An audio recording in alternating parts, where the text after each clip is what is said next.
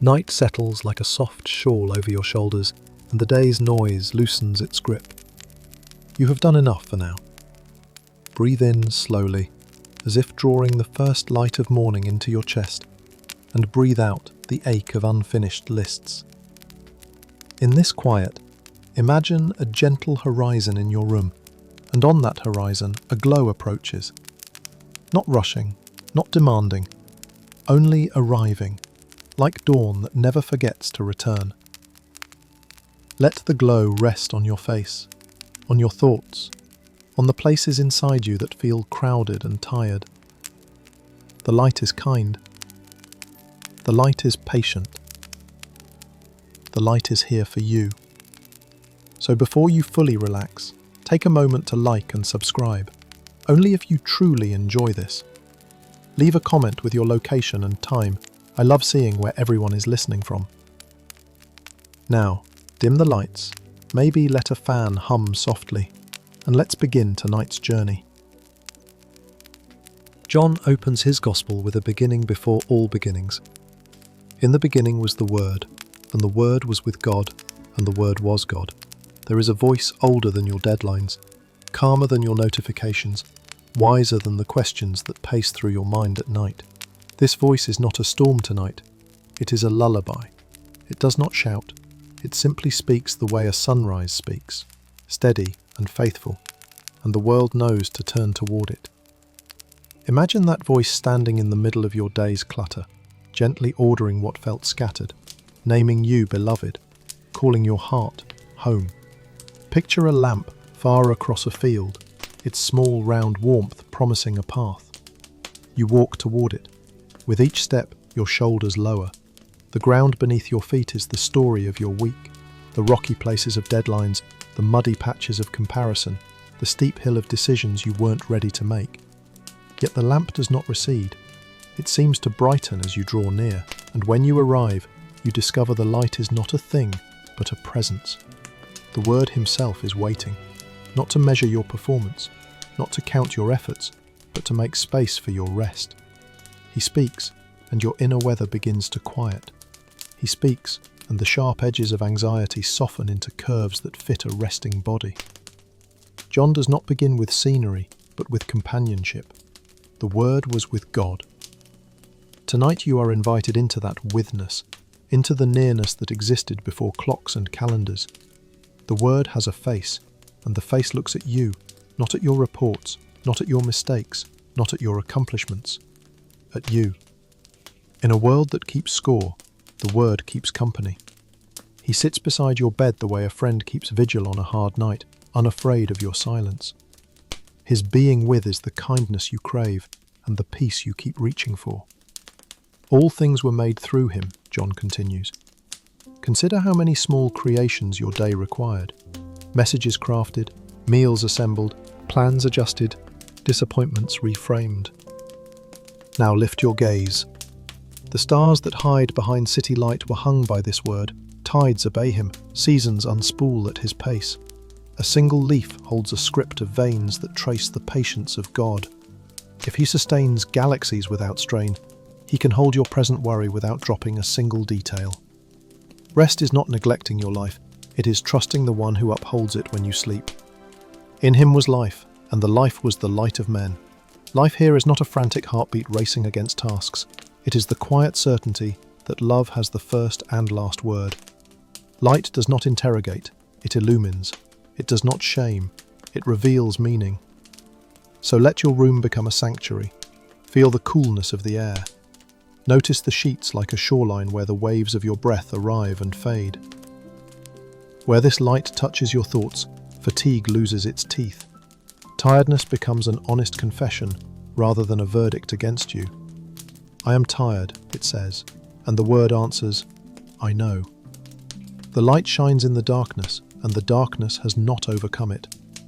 Darkness is real. It may be the unknown answer you still await, the grief you cannot fully name, the loneliness that surprises you in a crowded house. But the light is undaunted.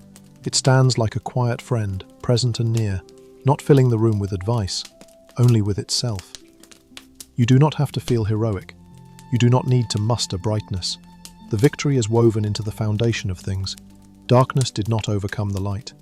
Tonight is for leaning into that finished sentence and letting it bear your weight. There was a man sent from God whose name was John. He came to witness to the light. Imagine a single candle carried through a long valley, passed from hand to hand across centuries until it arrives at your bedside. You are not asked to manufacture the flame, only to notice it. Perhaps your noticing is your worship tonight, small, sincere, and enough. God has always loved to meet people in small rooms and ordinary nights, catching their attention with a quiet glow rather than a blinding flash. If your attention flickers, the light does not. It keeps watch. The true light that gives light to everyone was coming into the world. This means the way into your room is not complicated. The true light does not wait for you to perfect your thoughts. It steps over the threshold of your worry as easily as morning steps over mountains. You have heard many voices demanding more output, more answers, more energy, when your strength feels thin as paper. But heaven's voice sounds different. It says, "Come." That single word is wide enough to walk through without hurrying, gentle enough to lean on until your breathing evens. He came to his own, and his own did not receive him. Maybe that line stings a little because you know the ache of being overlooked, and you know how often you overlook the presence that taps gently at your door. But tonight is not for guilt, it is for opening. Imagine a door at the center of your chest. The handle turns easily from the inside. You do not have to force it, simply whisper, "Welcome." The word does not barge, he abides. He takes the chair beside your bed and the room becomes a small Bethlehem, quiet, present, holy with ordinary light. But to all who received him, to those who believed in his name, he gave the right to become children of God. Children sleep because they trust someone will keep watch.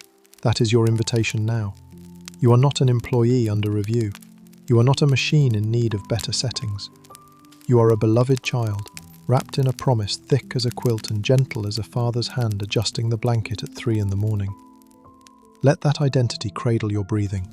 Let it slow the drumbeat of worry. Let it rock you into a peace you do not have to earn.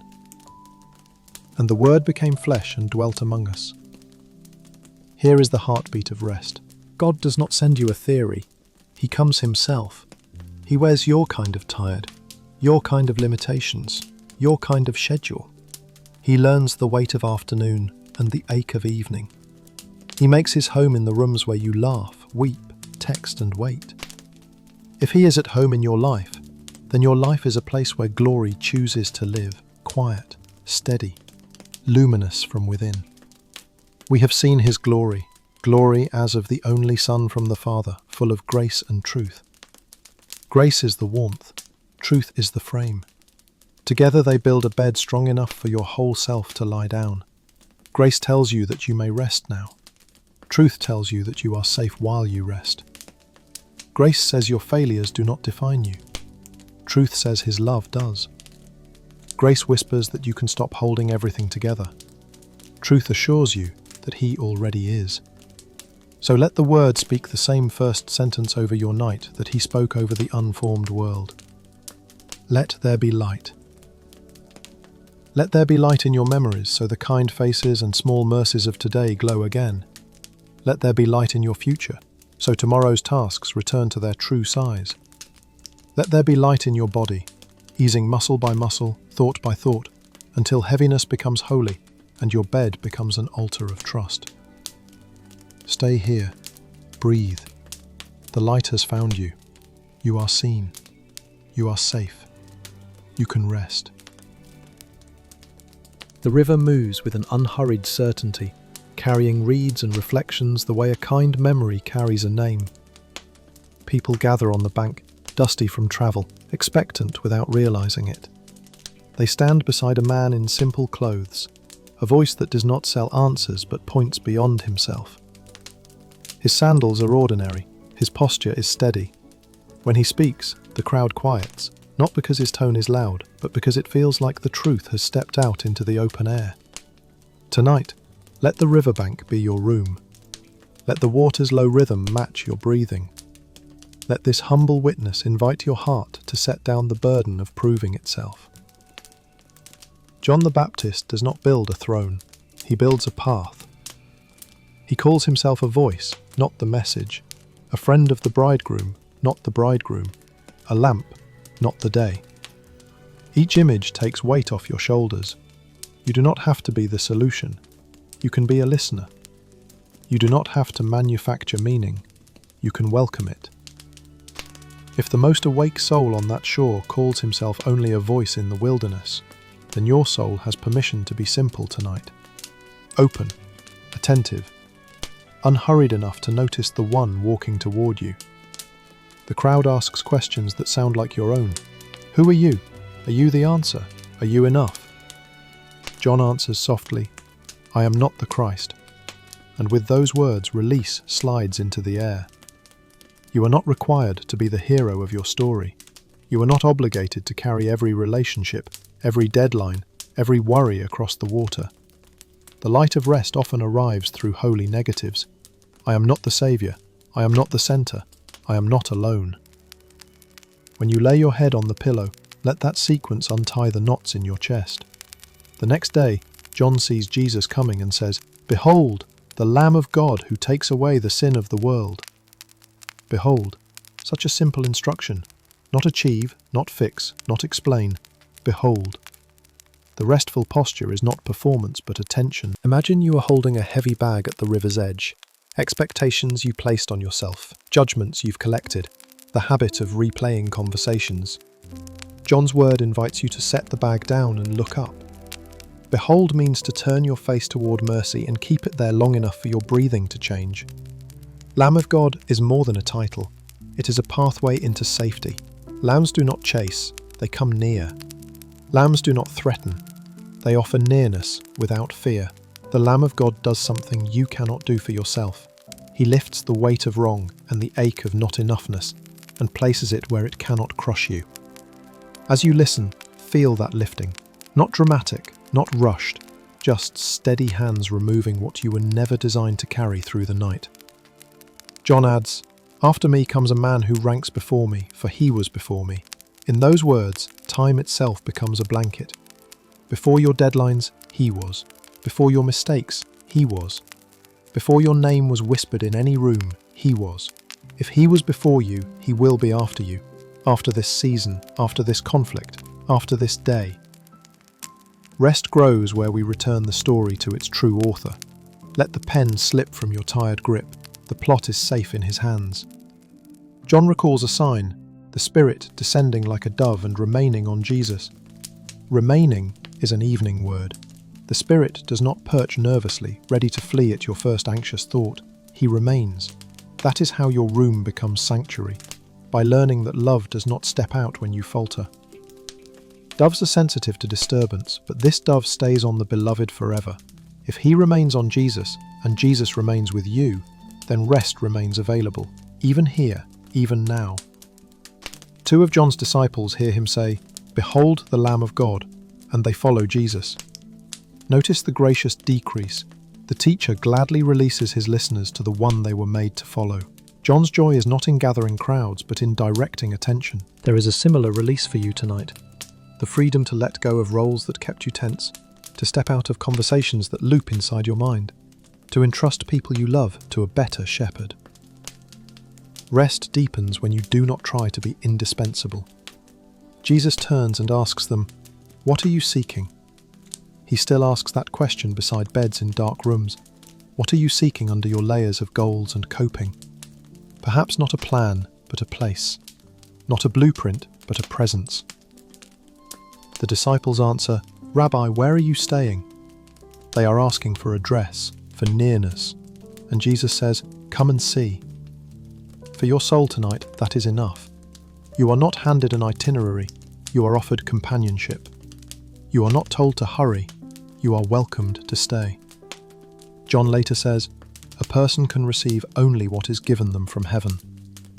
Feel the soft boundary in those words. You are allowed to have exactly what has been placed in your hands, and nothing more.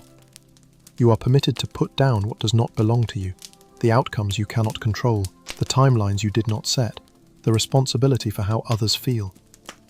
Receive what is given, return what is not.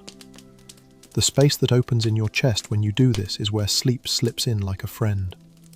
He must increase, I must decrease. In the world's math, decrease sounds like loss. In the river's math, it is relief. Let your thoughts shrink until they fit inside his kindness. Let your urgency thin until peace can be heard. Let your name become small enough to fit comfortably under his. You do not vanish, you become rightly sized, like a lamp in the night that doesn't pretend to be the dawn, but gladly holds a place for it. John calls himself the friend of the bridegroom, and says the friend's joy is full when he hears the bridegroom's voice. Imagine joy arriving not as fireworks, but as a quiet smile you feel in your throat when someone you love speaks in another room. That voice means the story is still moving towards celebration, even if tonight is ordinary. The bridegroom's nearness tells you that you are wanted, that you are not an extra at the edge of the scene. You are being prepared for belonging so complete that striving finally falls asleep. The one who comes from above is above all, above your schedule, above your fears, above the future that keeps casting long shadows. To rest is to let that above reframe your around. He is not distant, he is higher, which is a relief because you do not need a God who only understands. You need one who can hold.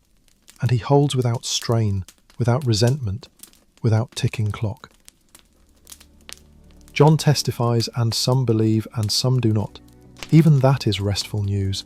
Your peace does not depend on unanimous applause. You can let outcomes be outcomes and return to the river's rhythm. The water keeps moving. The witness keeps pointing. The lamb keeps coming close. Let your breaths match the current, slow in, slower out, until every muscle admits it is safe to release. So stand a moment longer on the sand and listen to the sentence that sets sleepers free. Behold the Lamb of God. Fix your inner gaze there, like a window opened toward morning. If thoughts return and tap the glass, you need not chase them. Keep your face turned to mercy. Keep your attention steady. You are not the Christ. You are beloved by him. He is here. He is enough. And you, at last, may rest. Night folds over Jerusalem like a velvet curtain, and a careful man moves through its narrow streets. Nicodemus knows which stones wobble, which hinges groan, which paths hide a traveller's thoughts from watchful windows. He carries a lifetime of study in his chest, verses memorized until they feel like furniture, arguments polished until they gleam, and also the low ache that comes from holding life together by intellect alone. He does not seek a crowd, he seeks a conversation. He arrives not at a lecture hall but at a small room where a lamp burns low, and Jesus welcomes him as if midnight were the right hour for honesty. "Rabbi," he begins, respectful and sincere, "we know you are a teacher come from God, for no one can do these signs unless God is with him." The sentence is careful, shaped like a vessel meant to carry reverence without spilling. Jesus receives it, then answers in a direction Nicodemus did not expect. Unless one is born from above, he cannot see the kingdom of God. The words tilt the room. Born from above. The phrase reaches past shelves of achievement and opens a window he did not know was there. He, who has catalogued commandments, hears an invitation to begin again. Nicodemus is not stubborn, he is precise. How can a man be born when he is old? Can he enter a second time into his mother's womb? He is not playing with words. He is tracing the edge where reason meets mystery. Jesus replies with images rather than diagrams. Unless one is born of water and the Spirit, he cannot enter the kingdom of God. What is born of flesh is flesh, and what is born of spirit is spirit. Water and spirit, cleansing and breath, washing and wind. The kingdom is not a prize for better arguments. It is a life that starts where control ends. Do not marvel that I said to you, you must be born from above. The wind blows where it wishes, Jesus says, and you hear its sound, but you do not know where it comes from or where it goes. Nicodemus listens, and you can listen with him. Hear the soft thread of air at the edge of your own room. Let it find your forehead and cheeks, the places that keep worry close. You do not need to map the wind to be cooled by it. You do not need to predict the Spirit to be carried by him. Rest is learning to welcome what you cannot orchestrate. How can these things be? Nicodemus asks. The sentence is not defeat, it is doorway. The best questions create space for presence. Jesus speaks as one who knows both earth and heaven, guiding Nicodemus from map to landscape, from concept to encounter. He speaks of truth that comes near, of testimony received and refused, of the Son of Man who will be lifted up like a banner in the wilderness, so that whoever looks with trust will live. The words are not a race, they are a gentle pace meant for someone whose mind has been sprinting for years.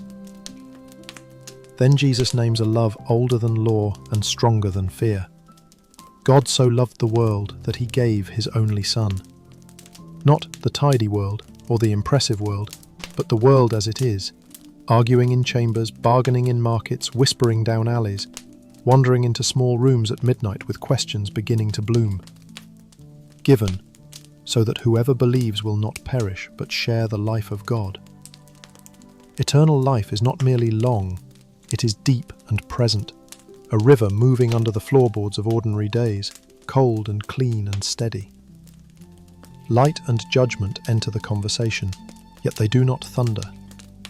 This is the judgment, Jesus says, that the light has come into the world, and people loved darkness rather than light. It is a physician's diagnosis offered with cure in hand. Step into the light and discover it is mercy, not humiliation. Nicodemus knows darkness. He chose the night to travel because questions can be costly in bright rooms. Now he learns that light is not a stage lamp exposing flaws.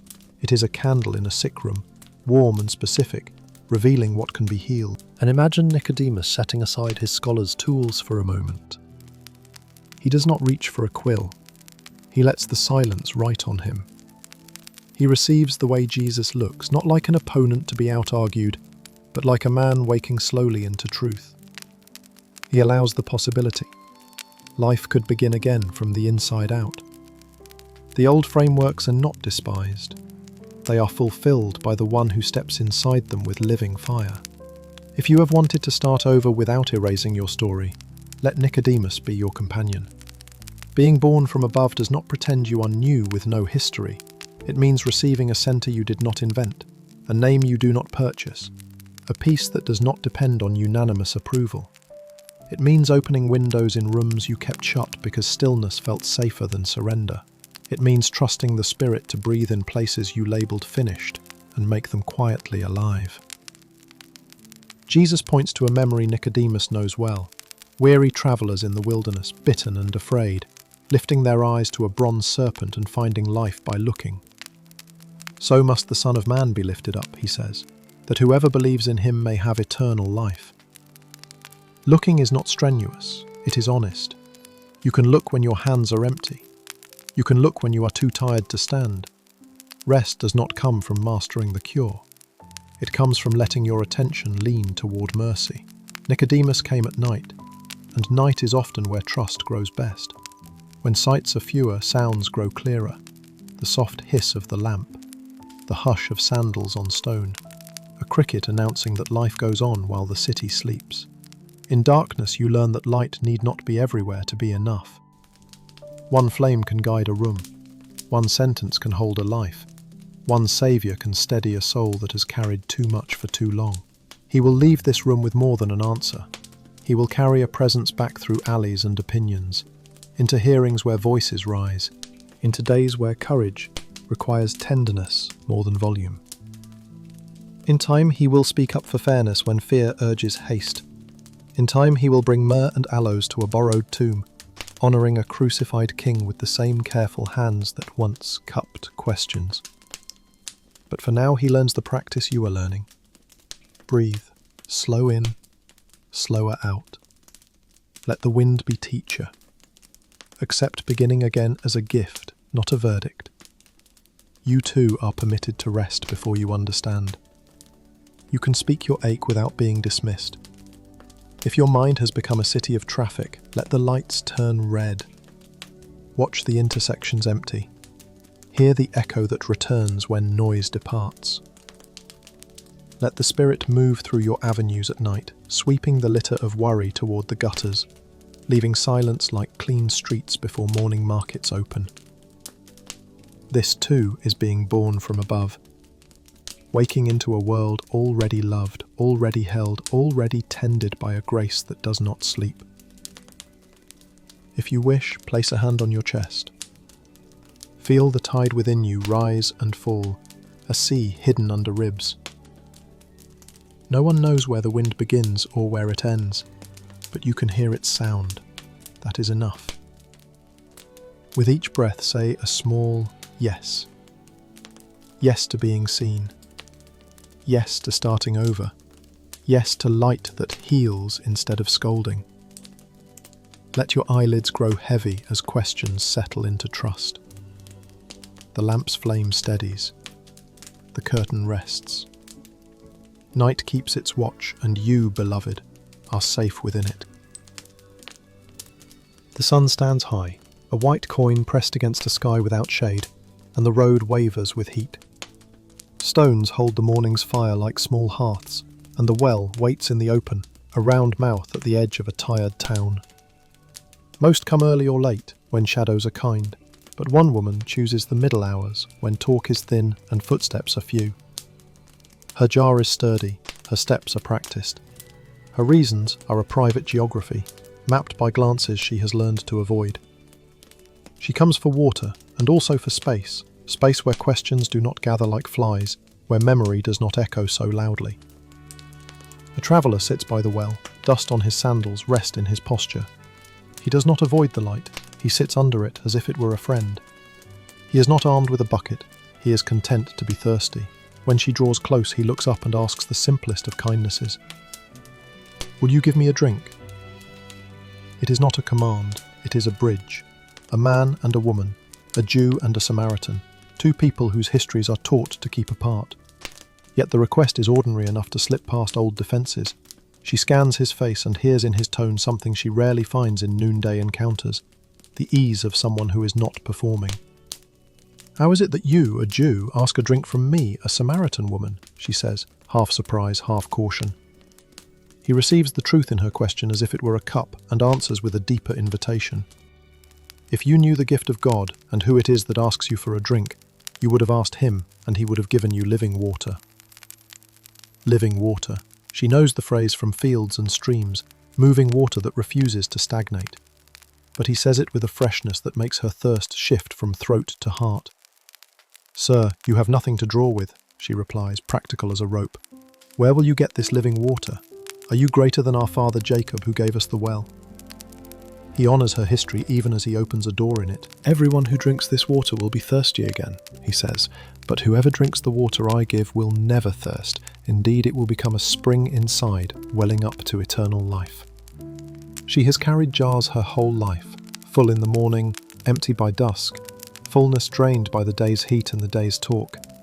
A spring inside, water that rises without being hauled, sounds like rest with its own source. "Sir, give me this water," she says at last, "so I won't get thirsty and have to keep coming here to draw." The sentence is half hope, half defence, as if she could negotiate a future without noon. He nods toward a deeper thirst and whispers a turn in the path.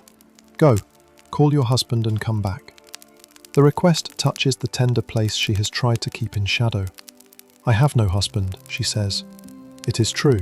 It is not all. He completes the truth without humiliation. "You have had 5 husbands, and the man you now have is not your husband. What you have said is true." Shame is used to being shouted at or ignored. It is not used to being met with steady eyes and dignified words.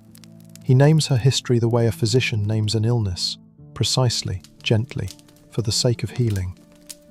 She inhales as if the world has subtly changed temperature. "Sir, I see you are a prophet," she says, reaching for the safest subject she knows, the difference between holy mountains. It is easier to debate altars than to let your soul be read with compassion. He does not scold her detour, he walks beside it. "Believe me," he says, "the hour is coming when you will worship the Father neither on this mountain nor in Jerusalem. The Father is seeking worshippers who will worship in spirit and truth. Spirit and truth, breath and honesty. open heart and unhidden life. A place without coordinates spreads around them, the kind of sanctuary that fits inside a person. She has been avoiding crowds. Now she is invited to carry a temple. The thought loosens the weight at the back of her neck. "I know that Messiah is coming," she says. A hope tucks long ago into a corner of her chest. When he comes, he will explain everything. And the traveller, still waiting for his drink, offers noon the sentence it was made to hold. "I who speak to you am he." No thunder follows. There is only air, bright and ordinary, expanded by a presence that names himself without spectacle. The words rest on her like a shawl that finally matches her shoulders. Not heavier, just right. The disciples return then, surprised to find him speaking with her, but they keep their questions behind their teeth. The woman leaves her jar, the dependable shape of her daily rhythm, curbside at the well, as if a spring has indeed begun inside, and her hands are suddenly freer. She takes the road she used to avoid and enters the streets she used to time carefully, calling out to people who know her story in fragments and whispers. "Come, see a man who told me everything I ever did. Could this be the Christ?" Not, "Come see my goodness," nor "Come see my arguments," but "Come see someone who saw me and did not leave." Testimony as gentle as breath. While the town stirs, the traveller speaks to his friends about food they do not see. He is nourished by doing the Father's will, by offering springs to souls who thought they were stuck with buckets. He points to fields ready for harvest, and somewhere in the distance, sandals rise dust, many feet moving toward a well, and a woman who no longer arranges her day around avoidance. The story expands beyond one household, beyond one reputation, beyond 1 hour. Rest travels like water down a hillside, finding every hollow. Now bring your evening close to the well. The sun is lower, the stones release some heat. Imagine placing beside you the jar you carry, the one with labels only you can read. Perhaps it is called "What People Think." Perhaps it is "Prove I'm Worthy." Perhaps it is "Try Harder Tomorrow." Feel its familiar weight against your palm. Then listen to the voice who asks, not for your perfection, but for a simple kindness. "Will you give me a drink?" Return a different kindness instead. "Take this jar from me too." Let him hold what you were never designed to haul every day of your life. Worship in spirit and truth becomes tonight's soft practice. Spirit, breathe. Let your chest rise like a small spring under stone. Truth, be honest in quiet words that fit on a whisper. "I am tired. I have tried many things. I want water that stays." This altar needs no travel and no defense. It is portable, like the presence who meets you where you are and calls this ground holy. You do not need new geography to begin. You need new nearness, and nearness is here. The woman's past did not disqualify her. It prepared her to recognize a voice that did not flinch. Your past is not an argument against you. It is a place where grace chooses to sing. Listen to it now, a low, steady melody, patient as a stream finding its channel. Let it wash the corners where criticism likes to hide. Let it rinse the inner sentences that begin with always and never. You are not condemned to fetch the same shame every day. A spring has been offered, and springs do what springs do. They keep rising, even when you sleep. If you need a tangible gesture, rest your hand on the blanket as if touching the well's rim. Feel its cool, its curve. Then loosen your fingers and imagine the jar easing down, resting where you are resting. You do not have to take it back when morning comes. Springs are not earned by effort, they are received by trust. Trust is not a leap tonight, it is a leaning.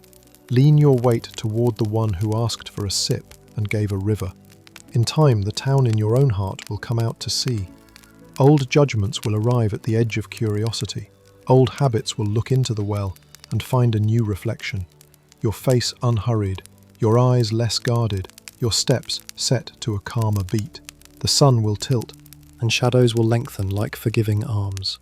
The day will lower its voice, sleep will draw near, patient as the traveller on warm stone, as the spring beneath, as mercy that does not keep score. And you, beloved, can leave tonight's jar behind. Morning settles over Jerusalem, like a cool cloth laid across a fevered forehead. In the northeast quarter, where the sheep gate opens to traffic and talk, A pool spreads out in 2 long basins, ribbed with 5 colonnades. The stones remember many footsteps. The water remembers many wishes. Here the city gathers its unhealed stories, bodies borne by friends, bodies carried by hope, bodies simply present because there is nowhere else to go. Mats are thin islands. Faces tilt toward the surface, as if answers might rise with the ripples. The place is called Bethesda, House of Mercy. Tonight, let this be your room's other name. Among the many, one man has been here nearly a lifetime. 38 years measuring days by the nearness of help and the distance of timing. He has rehearsed the reasons he is still here, not with bitterness so much as tired familiarity. When the water stirs, I have no one to put me in. When I am moving, someone steps ahead. You may recognize the cadence, the plan almost working, the relief almost arriving, the edge of miracle almost reached. It is a way of living that grows heavy even on good days. On an ordinary morning, Jesus arrives and steps into the shade of the 5th colonnade. Imagine his sandals slowing beside the woven mat. He sees the man. Not the crowd's summary of him, not the statistics of his condition, but the person, his name, his long patience, the lines loss has written at the corners of his eyes. Jesus asks a question that seems almost impolite to the impatient and almost impossible to the exhausted. Do you want to be well? Want can feel risky when disappointment has taken root. Desire can be hard to hold if it has been mishandled by time. The man answers with the truest sentence he has. Sir, I have no one to help me into the pool when the water is stirred. No lectures follow. No analysis of why help has not come. Only a command shaped like a gift. Get up, pick up your mat, and walk. The words do not argue with history. They plant a new beginning in the middle of it. Strength slips into places where weakness has kept long watch. Ankles remember something they have not practiced in decades. Knees learn a language they forgot. The mat rustles, the colonnade listens, and the man rises, not to a life without limitations, but to a life where mercy moves first and timing no longer rules the doorway. Now, bring that scene near to your own breathing. Where have you been waiting for the right ripple? A perfect mood, a quieter schedule, everyone's approval lined up like polite birds on a rail. Where have you told yourself the truest sentence you had, I have no one, and assumed the sentence was the end of the story? The healer's voice reaches into those corners without scolding. Rise. The syllable does not force, it invites. For some, rising looks like forgiving a self-accusation you have carried like a badge. For others, rising is unclenching from a plan that never fit your hands. For you tonight, rising might simply be allowing your body to grow heavy against the mattress, trusting that surrender is not failure, that rest can be obedience. The man lifts his woven island and takes a first loop through daylight that has been waiting for him. But the day is a Sabbath, and the sight of a man carrying a mat becomes offense before it becomes wonder. Voices with careful rules step into the story. It is the Sabbath. It is not lawful to carry your mat. The healed one answers simply, the man who made me well said, pick up your mat and walk. He speaks from fresh experience rather than footnotes. Mercy has a way of granting authority to the newly mended. Their sentences sound like oxygen. There are always interpretations standing outside joy, measuring it, fitting it to older frames. Jesus meets the man again in the temple later and says a sentence aimed at the soul as much as the body. See, you are well. Sin no more, that nothing worse may happen to you. It is not a threat. It is a shepherding. He is steering the healed one away from paths that would trade one bondage for another. Wellness is not only legs that move, it is a heart that refuses to crawl back under accusation. Your night may know the strict voices that police relief, inner critics that frown even when grace has visited, habits that quickly convert gift into guilt. Hear the Lord's quiet address to them. See, you are well. Let that sentence be pronounced over small improvements and subtle mercies too. See, you were patient today in one conversation that used to undo you. See, you let a task be unfinished without calling yourself names. See, you asked for help. Wellness can be a gradual garden, not just a single tree. Recognize its shoots and water them with gratitude. When challenged, Jesus says something that rests like a stone in the streambed of time. My Father is working until now, and I am working. It is the Sabbath, and yet the world is being sustained by love's unobtrusive labour. the kind that does not strain or shout, the kind that holds galaxies and a single weary person in the same open palm. Rest is possible because this work is ongoing.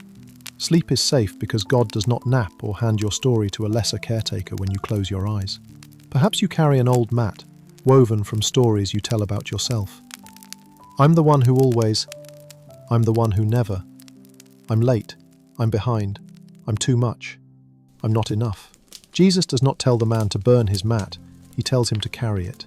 The object once used to define him becomes a testimony under his arm. You may bring your old sentences with you into this rest, but under new management. They are not the floor you must lie on. They are reminders that mercy found you on the floor and taught your legs a new verb. Let the colonnades become your room's four walls and the roof above you. Let the pool be the quiet in your chest. As breath fills and leaves, faithful as a tide.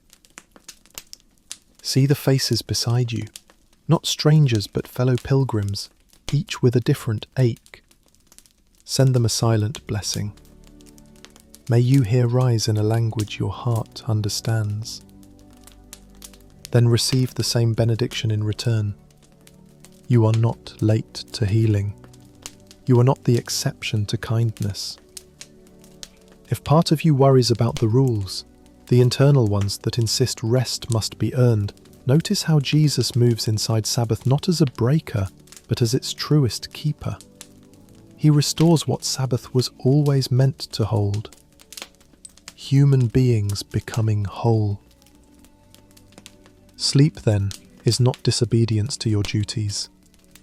It is participation in a gift as old as Eden. When you turn off the lamp, you are not abandoning your responsibilities. You are placing them where they can be safely kept while you are carried. For a moment, imagine standing. Not to do, not to go. Simply to stand in your own life. Knees steady. Attention lifted. Mat folded under one arm. Hear the gentlest command again, now wrapped in love. Get up. It does not erase the years you waited. It honors them by not letting them have the final word. It does not promise a life without questions. It promises a companion within them and a cadence that fits a healed body. Slower where you used to rush. Kinder where you used to judge. More willing to pause beside pools and notice other souls who are learning to rise. The sun tilts. The colonnades lengthen their shade like open arms. The city's clatter softens into the hum that precedes evening. Mercy keeps working, quietly, thoroughly, even as the lamps are trimmed and doors are latched. Lay down now, in the house of mercy that is your room. Let your mat become memory, not master. Let the healer's word be the last sound you carry into sleep. You are seen. You are strengthened. You are free to rest. The hillside holds its breath like a kindly host waiting for late guests. Spring grass has spread a soft carpet, and the lake below wears the colour of pewter under a wide, thoughtful sky. People keep arriving. Families with children, fishermen with sun-browned forearms, widows with baskets that once knew weight, young men with restless shoulders. They are drawn by stories that sound like open windows, sickness leaving, dignity returning, words that do not bruise. By noon, the slope looks like a living tapestry, threads of colour, patches of conversation, all stitched together by hunger they did not plan for. Jesus lifts his eyes and sees them, not as numbers but as needs. He turns to Philip with a question that sounds practical and is also tender. Where can we buy bread for these people to eat? The question lands like a pebble in a still pond, sending rings of calculation outward. Philip measures costs and crowds and arrives at the sensible conclusion, not possible. Andrew, who tends to notice small things, notices a small boy. There's a lad here with 5 barley loaves and 2 fish, he says, but what is that among so many? He sounds like someone holding a candle before a valley and apologizing for the darkness. Jesus does not apologize. He tells them to have the people sit down. There is holy strategy in asking tired souls to be still. Grass becomes chairs. Laughter shifts tone, shaded by expectation. The boy's lunch is placed in hands that have steadied storms and stroked children's hair. Jesus gives thanks. Thanks for not enough given to the one who is enough. And then he breaks, and keeps breaking, and what should be emptying is increasing. Bread moves like a gentle rumour through the crowd. Fish follows, palms open, eyes widen and then soften, cheeks relax. The ache of lack loosens its hold. Notice the pace. No flurry, no spectacle, only abundance arriving at a speed hearts can receive. No one must elbow forward. No one must prove worth. People eat until the body stops asking. When the hunger is answered, Jesus does not shrug at the remains, he honours them. Gather the fragments, he says, so that nothing is lost. 12 baskets are filled with more than what the boy brought. The arithmetic of heaven turns scarcity into testimony, and leftovers into lessons. In God's hands, nothing honest is wasted. Not your small effort, not your quiet prayer, not your day of ordinary faithfulness. Let your evening sit down on its own patch of grass. Perhaps you spent the day counting what would never be enough. Hours, patience, courage, money. Place your meagre loaves on the blanket of this moment and wait. Listen for thanks spoken over what you had the nerve to bring. Feel the increase you cannot explain, a breath that deepens, a jaw that unclenches, a mind that stops rehearsing the worst. The crowd is not fed by your adequacy but by his presence. Your part is bringing and receiving. His part is multiplying and satisfying. The sun leans west, turning the lake into a road of soft light. Jesus, knowing the crowd's impulse to crown him for temporary relief, withdraws to the mountain's quiet. He is not allergic to applause. He is committed to the deeper story. The disciples descend to the shore and climb into a boat. Evening wind lifts from the valley and gathers its strength like a choir warming up. The water's surface, smooth as glass an hour ago, begins to grain. By the time the sky is stitched with stars, the waves are shouldering the boat like impatient hands. You know this hour, the one where earlier fullness feels like a dream, and new resistance arrives with noise. Oars bite water, progress slows. The night is not malicious, it is indifferent. The disciples row anyway, but fear begins to write sentences on their faces. Then, someone points, a figure on the water, moving with the calm of a person walking a familiar path. Futures crowd the mind. Ghost, omen, mistake. Voices rise, but the figure speaks, and sound becomes shelter. It is I. Do not be afraid. This is not scolding, it is reassurance wrapped in identity. The one who blessed bread steps onto the waves as if they were another hillside. He climbs into their small craft, and the air loosens.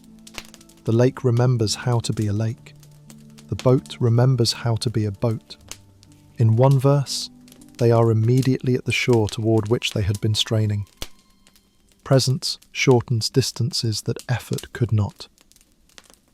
Let tonight receive that sentence as if it were spoken from your doorway. It is I. Do not be afraid. You do not need to silence the storm to sleep. You need someone larger than the weather to sit with you. Let the mattress be your boat's worn boards. Let your breathing be the oars, slower now because a new weight, a friendly weight, has settled inside the hull. You are still on water. You are no longer alone. Morning returns with questions following like eager sparrows. Crowds find Jesus in a lakeside town and seek more bread. the relief that vanishes by evening. He answers with kindness and clarity. You seek me because you ate the loaves and were filled. Labour not for the food that perishes, but for the food that endures to eternal life. They ask what works God requires, hoping for a list to manage. He gives them a single door to walk through.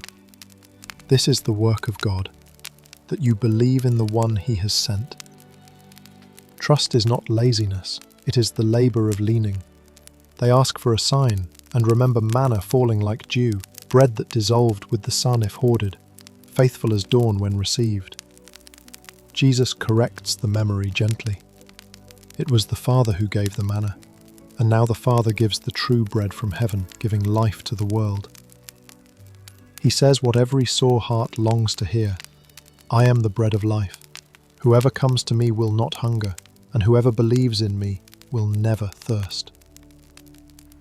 The verbs are simple: come, believe, receive, remain. The promise is not of a life without appetite, but of a life where appetite finds home. Some push back, murmurs among neighbours who know his relatives, who prefer a Messiah mysterious enough to respect from afar. Jesus stays near. He speaks of being given by the Father, of raising up on the last day, of food that becomes part of the eater, nourishment that does not merely visit, but indwells. The conversation is more than they expected at breakfast. Many step back, but he does not soften his love to keep a crowd. He gives them the dignity of choosing truth over convenience, presence over performance. Tonight, let bread of life be a phrase you feel in your body. The ache in your shoulders, the tired in your eyes, the hollow in your chest where worry loops. Into that hollowness he puts himself. Not advice, not a plan. Sustenance. Your story does not need more spectacle, it needs more Christ. He is enough for days that forget to be kind and for nights that forget to be short. Gather your fragments, the pieces of good that felt too small to matter today, and place them gently into the basket of memory. Nothing honest is lost. Let the wind on the lake become the fan in your room, steady and cool. Hear oarlocks creak and then fall silent as the boat drifts under a moon no wave can drown. The bread has been given, the storm has been spoken to, the promise has been named. Close your eyes like someone who trusts the shore is near, even if you cannot yet see it. The city brightens as if someone has shaken a box of little suns and strung them across every street. Tents blossom on rooftops and courtyards, branches woven into green rooms, lanterns swaying like friendly stars. It is the Feast of Booths, a week of remembering desert days and portable homes, a festival of joy stitched with prayers for rain. Vendors call, flutes climb the afternoon air, children chase each other through alleys swept clean for celebration. Everywhere you turn there is chatter. Who said what? Who healed whom? Who's offended? Who is impressed? Who belongs at the centre? And who must keep to the edges? Into this crowd of opinions Jesus moves quietly. Some whisper, "He is good." Others hiss, "He misleads the people." No one is neutral in a city hungry for headlines, but he will not be baited into performance. He waits, then teaches, not on a platform of self-promotion, but inside the courts where scripture breathes. Those who hear are surprised. How does he know letters without our schools? He answers the question under their question. His teaching flows from the one who sent him, and anyone who desires the will of God discovers a rhythm, a yes that sounds like home. The festival is beautiful because it remembers need.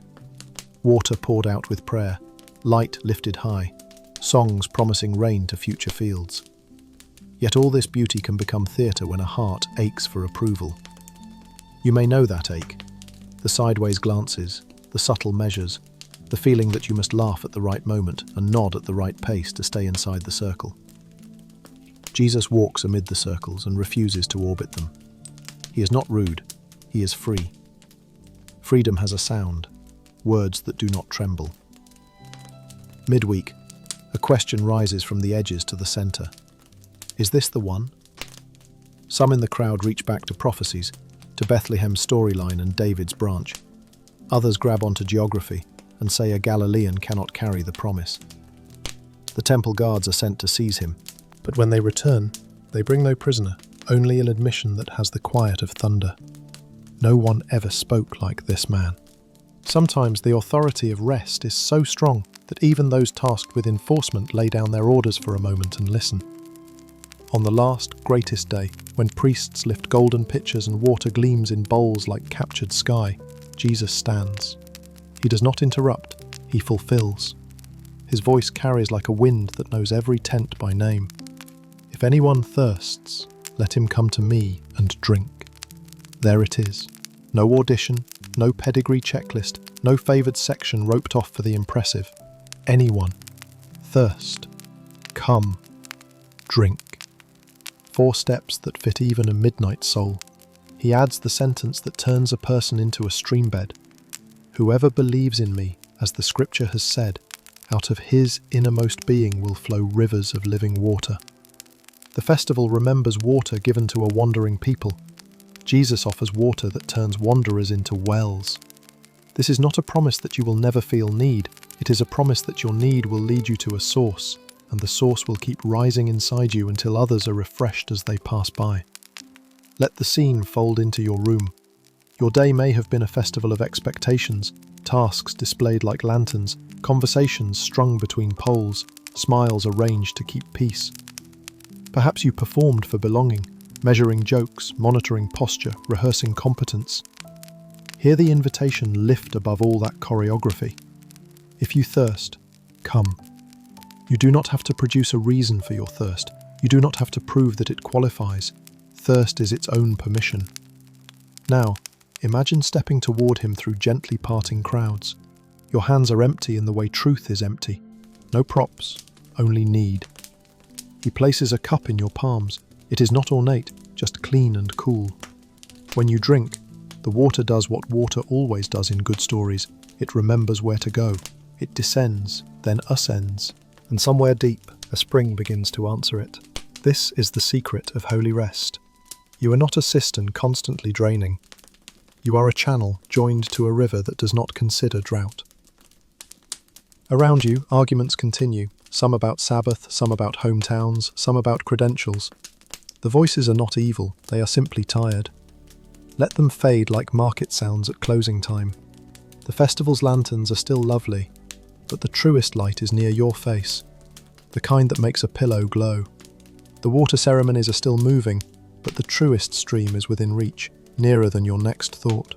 Approval is a hard master. It pays with coins that vanish at night. Belonging that depends on flawless performance is just loneliness in costume. Jesus trades that currency for a different economy. Come and drink. In his economy, you are not sustained by applause but by presence. You are not kept by rumour, but by a river. Once you have sipped here, you can be in crowds without getting lost, and in quiet without feeling discarded. Perhaps your inner world is a booth, branches loosely woven, light coming through in gentle bands. The roof is temporary by design. God asked his people to live under fragile coverings, so they would remember journey and dependence and cloud-by-day care. Let your booth be your bed tonight. Temporary can be holy when the eternal is near. The Spirit, whom Jesus would later give like rain on dry earth, is the river he is promising now. Rivers do not earn their flow. They receive gravity and give passage. If you are carrying the weight of being on all day, set it down like a festival bundle, ropes loosening, knots undone. You do not have to curate yourself for God. He already knows the unedited you, and is not embarrassed to sit beside your makeshift tent. He does not ask for better branches. He offers better rest. Drink again. Slow, unashamed sips. Inside, something unclenches. The river finds another stone and sings around it. Some will still debate. Some will say you are naive to trust living water you cannot chart. Remember the guards, who came near with orders and left with wonder. Remember the way Jesus' words settled crowds without spectacle. Let your night be governed by that same authority, the kind that does not need to raise its voice to be heard. The cup at your bedside is simple, but what it holds is extravagant. Your breathing can be the liturgy. Inhale, if anyone thirsts. Exhale, let him come. When sleep approaches, it does not demand, it invites. Like the Lord in the courts on festival day, like a friend nudging a tent flap aside to whisper, "You are safe." Close your eyes and feel the river thread the dark, patient as mercy, tireless as morning. Approval will ask for you early tomorrow, but tonight it does not own you. Belonging has already found you. The one who stood and cried out to the crowds has stooped to sit beside your bed. He holds the cup. He is the cup. Drink and be at peace. Morning draws a pale line along the ridge of the Mount of Olives, and the city stirs as if turning over in its sleep. Jesus comes early to the temple courts, where cool stone holds the night's last breath and the air carries the hush of first footsteps.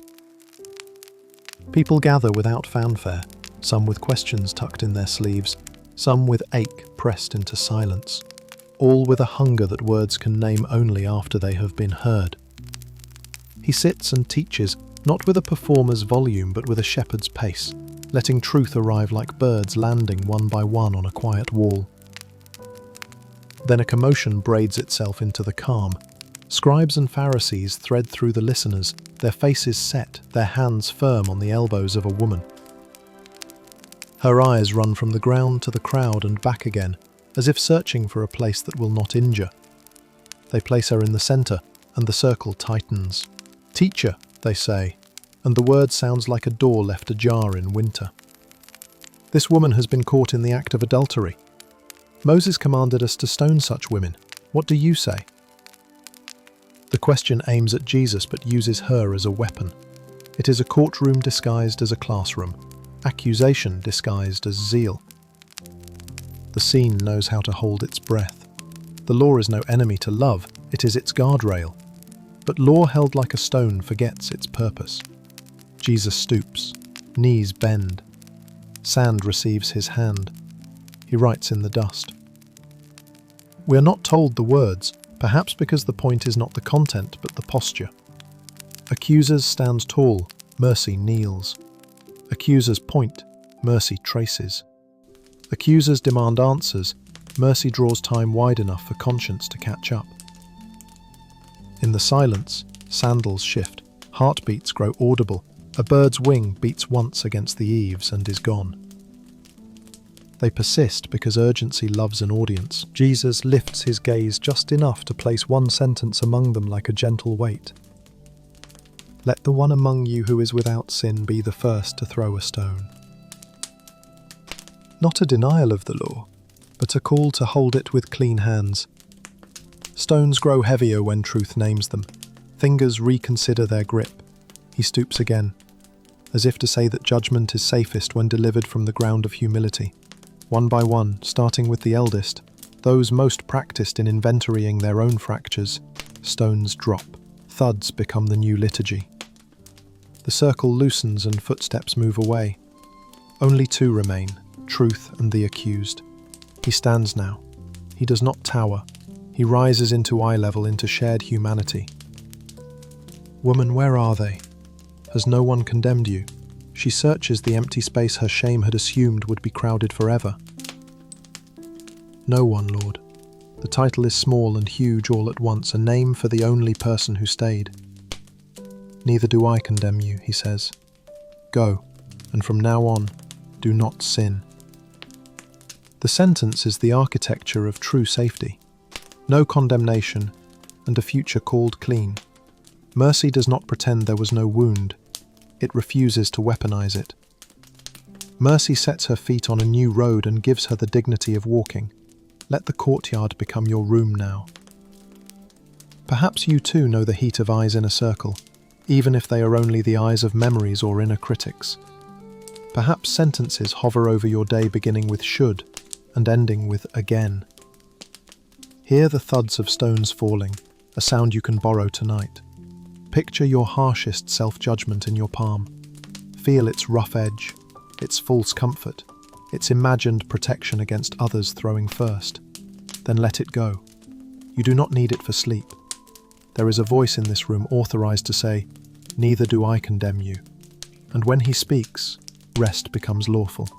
As the murmurs drain from the courtyard, Jesus speaks to those still near.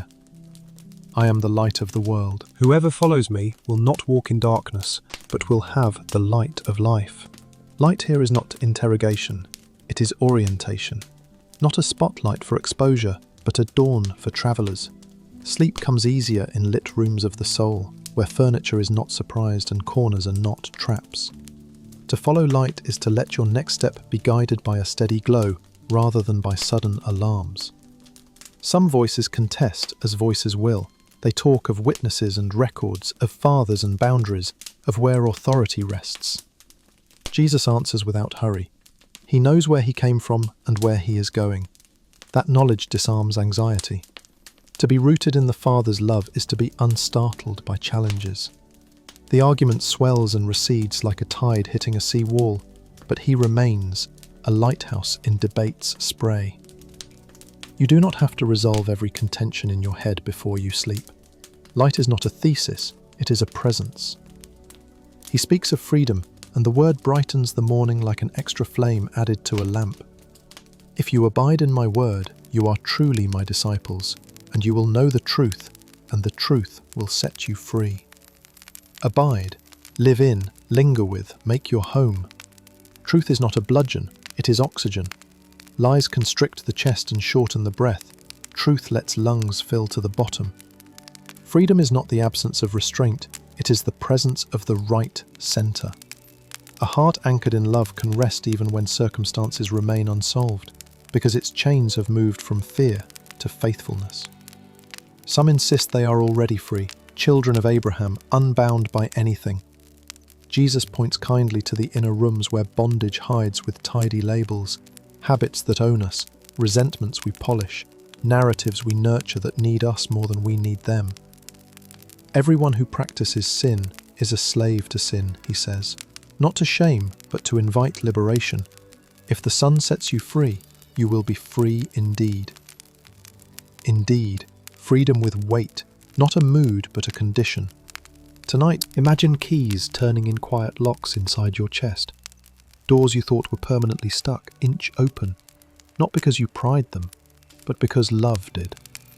The conversation edges toward lineage, toward who belongs to whom, and Jesus speaks of a Father who honours the Son, and a Son who speaks what he sees in the Father's presence.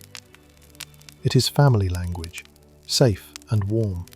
You are invited into that line of belonging. Sleep is easier when your last thought is not, "Do I measure up?" but "Whose am I?" You belong to a light that knows every alley, and to a mercy that has memorized your name without rolling its eyes.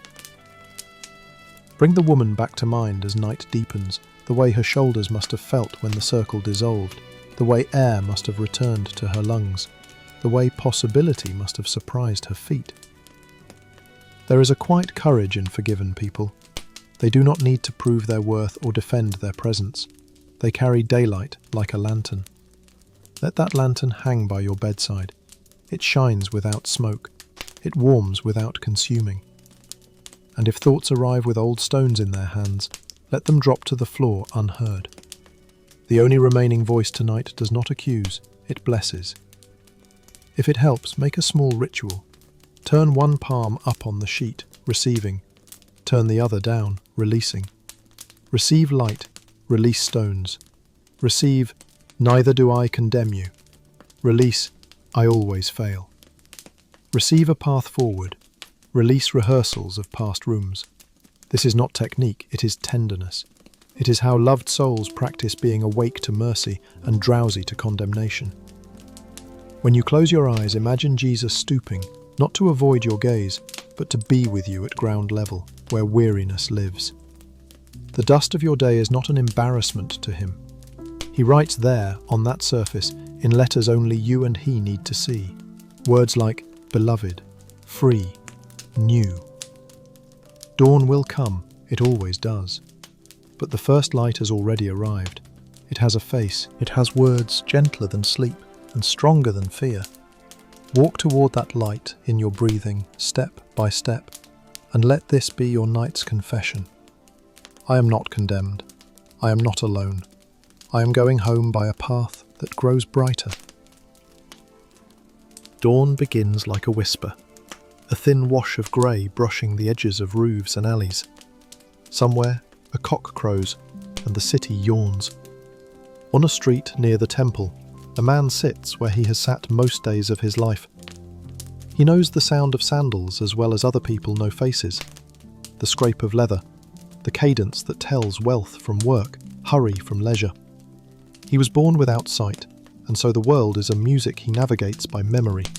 The stall that smells of figs, the boy whose laugh cracks like dry twigs, the woman who always slows to greet him.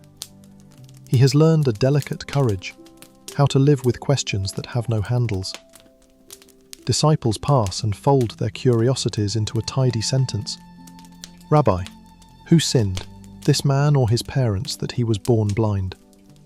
The question is old and efficient, as if pain must always be debt. Jesus answers by opening a window instead of a ledger. Neither, but that the works of God might be displayed in him. Not punished, purposed. Not a riddle to be solved, an altar to be lit. He kneels. The earth receives his hands. Mud rises between his fingers, water and dust meeting as they did in the first garden. He anoints the closed eyes with quiet certainty, like a craftsman signing what he is about to restore. Go, he says. Wash in the pool of Siloam. The man stands because obedience is sometimes the first sight. He moves the way trust moves, guided by voices, steps counted at corners, hand grazing walls that have kept his bearings. The pool greets him with its cool mouth. Water slides over brow and cheek, over lids that have never learned to open. When they do, the world tilts. Light breaks like bread into his hands. Colour arrives in a rush of names. Distance becomes a friend he can finally see. He blinks, and the sky answers. He blinks again, and faces unblur. Neighbours argue over him as if he were a rumour. Isn't this the one who used to sit and beg? No, he only looks like him. He speaks with the sweet authority of someone who has nothing to prove. I am he. How? They ask. He gives them a story the length of a breath. A man called Jesus made mud, anointed my eyes and said to me, go to Siloam and wash. I went and washed and received sight. He cannot offer diagrams, he can offer a path. Told, went, washed, saw. Sometimes testimony is a map with 4 simple verbs. They carry him to those who specialize in sorting miracles. It is a Sabbath, and some prefer problems tidy. Questions multiply. Who is he? From God or not? How can sin do such work? The man's parents are called. Fear threads their answers. The synagogue can be a fragile room when rumour holds the door. He is our son. He was born blind. How he now sees, ask him. He is of age. They give what they can without stepping into the teeth of power. He remains, the centre of a debate that does not recognise his newly opened eyes as a sanctuary. How did he open your eyes? They press again. He answers with patient clarity. I have told you already, and you did not listen. They want a formula. He has a person. They want fault. He has a future. Exasperation rises like a tide, and so does courage. Whether he is a sinner, I do not know, he says. One thing I do know. I was blind, and now I see. There are sentences that become pillows for the rest of your life. This is one. When your mind tangles in knots it cannot cut, rest your head on the one thing you know. Once I was filler, now I am fuller. Let the blank fill with the smallest mercy. Once I was panicked, now I am breathing. Once I was shamed, now I am held.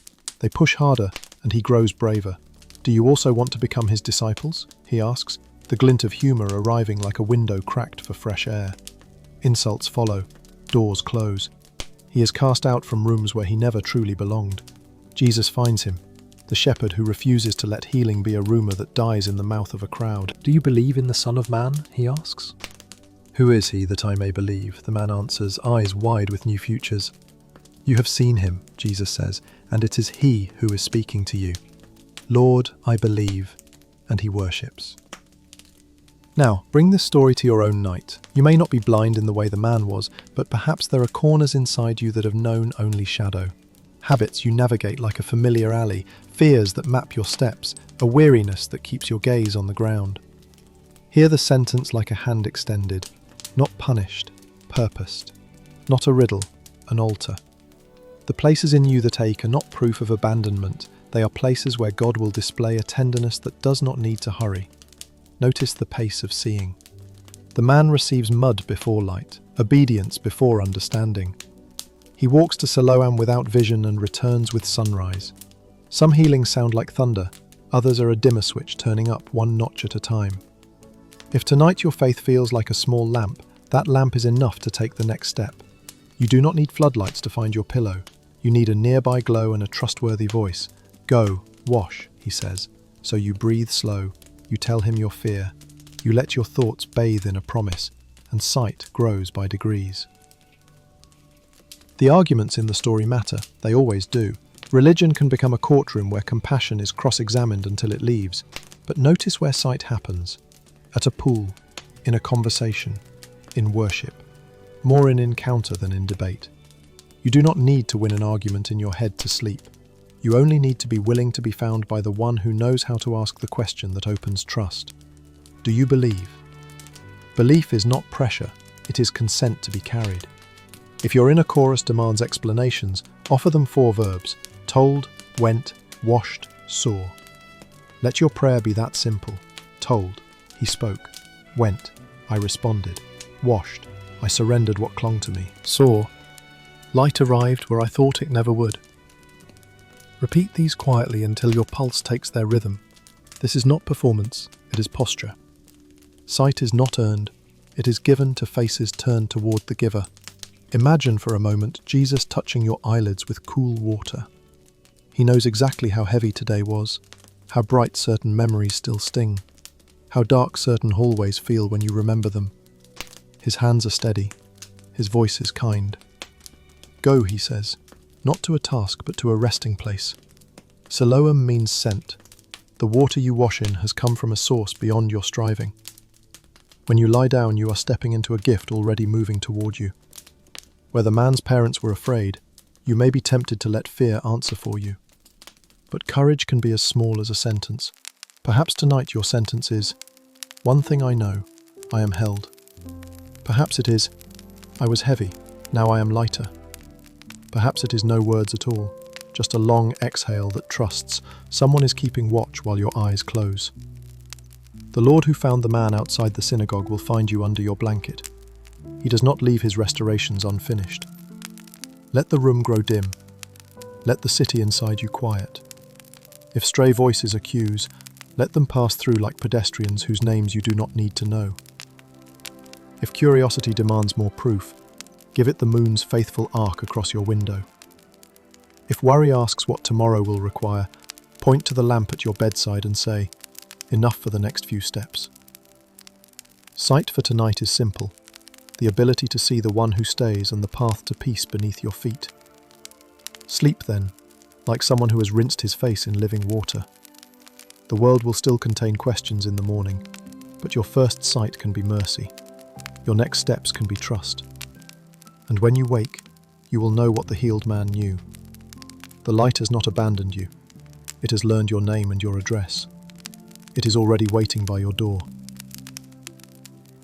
Evening pours itself over the hills like warm tea finding the curve of a cup. Flocks are gathered from scattered fields, wool catching the last gold of the day.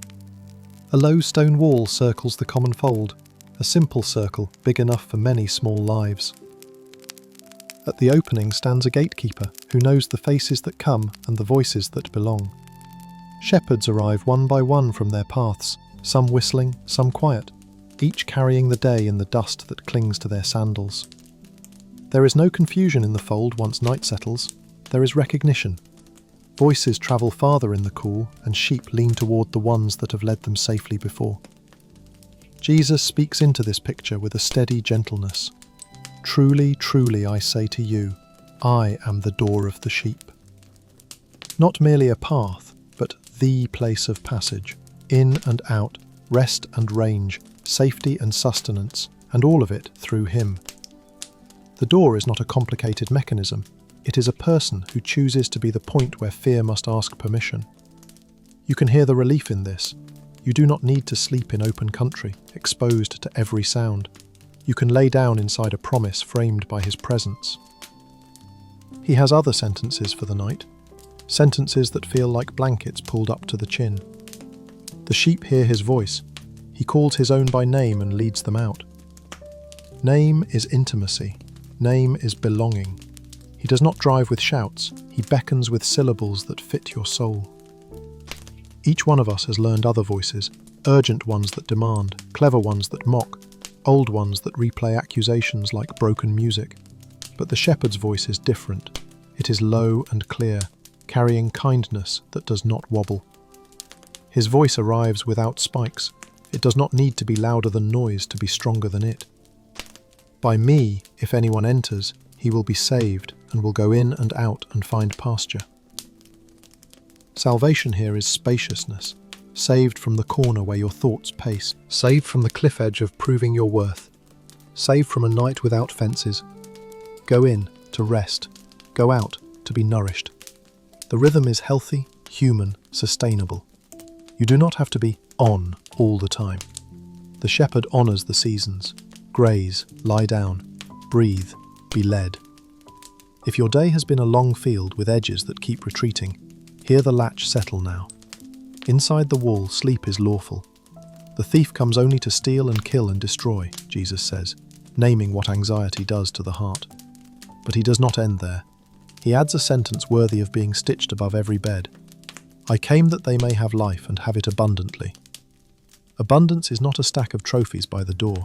It is a saturation of presence. Grass deep enough to nap in, water clear enough to see sky in, love steady enough to hold your dreams without snapping the thread. Life abundant walks at your speed, waits when you stumble, and begins again without shaming you for the pause. I am the good shepherd, he says, and the word good is thick with meaning, beautiful, true, whole. The good shepherd lays down his life for the sheep. This is not a metaphor for brave leadership. It is the marrow of the gospel. Protection is not an idea with him. It is a body placed between you and danger. He contrasts himself with the hireling, who runs when wolves arrive because wages are not worth wounds. The good shepherd does not run. He knows the scent of your fears and still comes closer. He stands where teeth would be, and in his stance you learn how beloved you are. Now, draw the fold into your room. Feel the wall in the quiet edges of furniture. Feel the gate in the door you've latched. The air holds a late sweetness, the kind that belongs to rooms where someone keeps watch. Let your thoughts find the straw and lie down. If worries come like prowlers testing the fence, let them meet the certainty of a shepherd at the opening. You do not need to argue with them. They are not admitted guests tonight. He speaks again. I know my own, and my own know me, just as the Father knows me, and I know the Father. The comparison reaches high and wide. The intimacy between Son and Father is the measure of how he holds you. That means your belonging is not fragile, not an internship subject to review. It is a family likeness being deepened by listening. Your ear becoming skilled at his cadence, your pace learning his walk. To be known by him is to discover you cannot surprise love into leaving. There is a promise large enough to include the parts of you you've not named, the pieces you think don't fit the fold. I have other sheep that are not of this fold, I must bring them also. He gathers what seems scattered, he reconciles what feels irreconcilable. He finds the version of you still far off, and teaches it the same melody the rest of you has begun to hum. There will be one flock, one shepherd. Integration is his kindness. Mind and heart, body and spirit, Monday and midnight, brought under one voice, without inner rivals shouting over one another. He continues, and the room warms with purpose that doesn't hurry. The Father loves the Son because he lays down his life, and he has authority to take it up again. This is a shepherd with resurrection in his pocket. The wall is not a prison when the one who guards it can walk through death and return with dawn. If he can rise, your hope can too. If he holds authority over the final enemy, he holds authority over the lesser ones that dress up like giants in your mind. Let this chapter become practice for your breathing. On the inhale, hear, I am the door. On the exhale, I enter and find rest. Inhale, I am the good shepherd. Exhale, I lack nothing. Inhale, he calls me by name. Exhale, I answer and lie down. Not a spell, just a way of letting sentences truer than your fear set the pace for your body. Sleep often comes when the body has been taught the voice to follow. Picture the field at first light, the grass beaded with dew like little promises that kept their vigil through the dark. The shepherd's silhouette at the opening shifts from watch to welcome. He steps in, and the flock rises slow. He moves to the one that slept restlessly and puts a hand against its side. He checks the one that limped yesterday and eases the pace for it.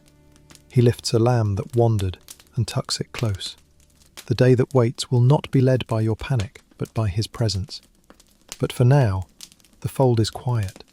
The stars keep their gentle counsel. Night belongs to the shepherd.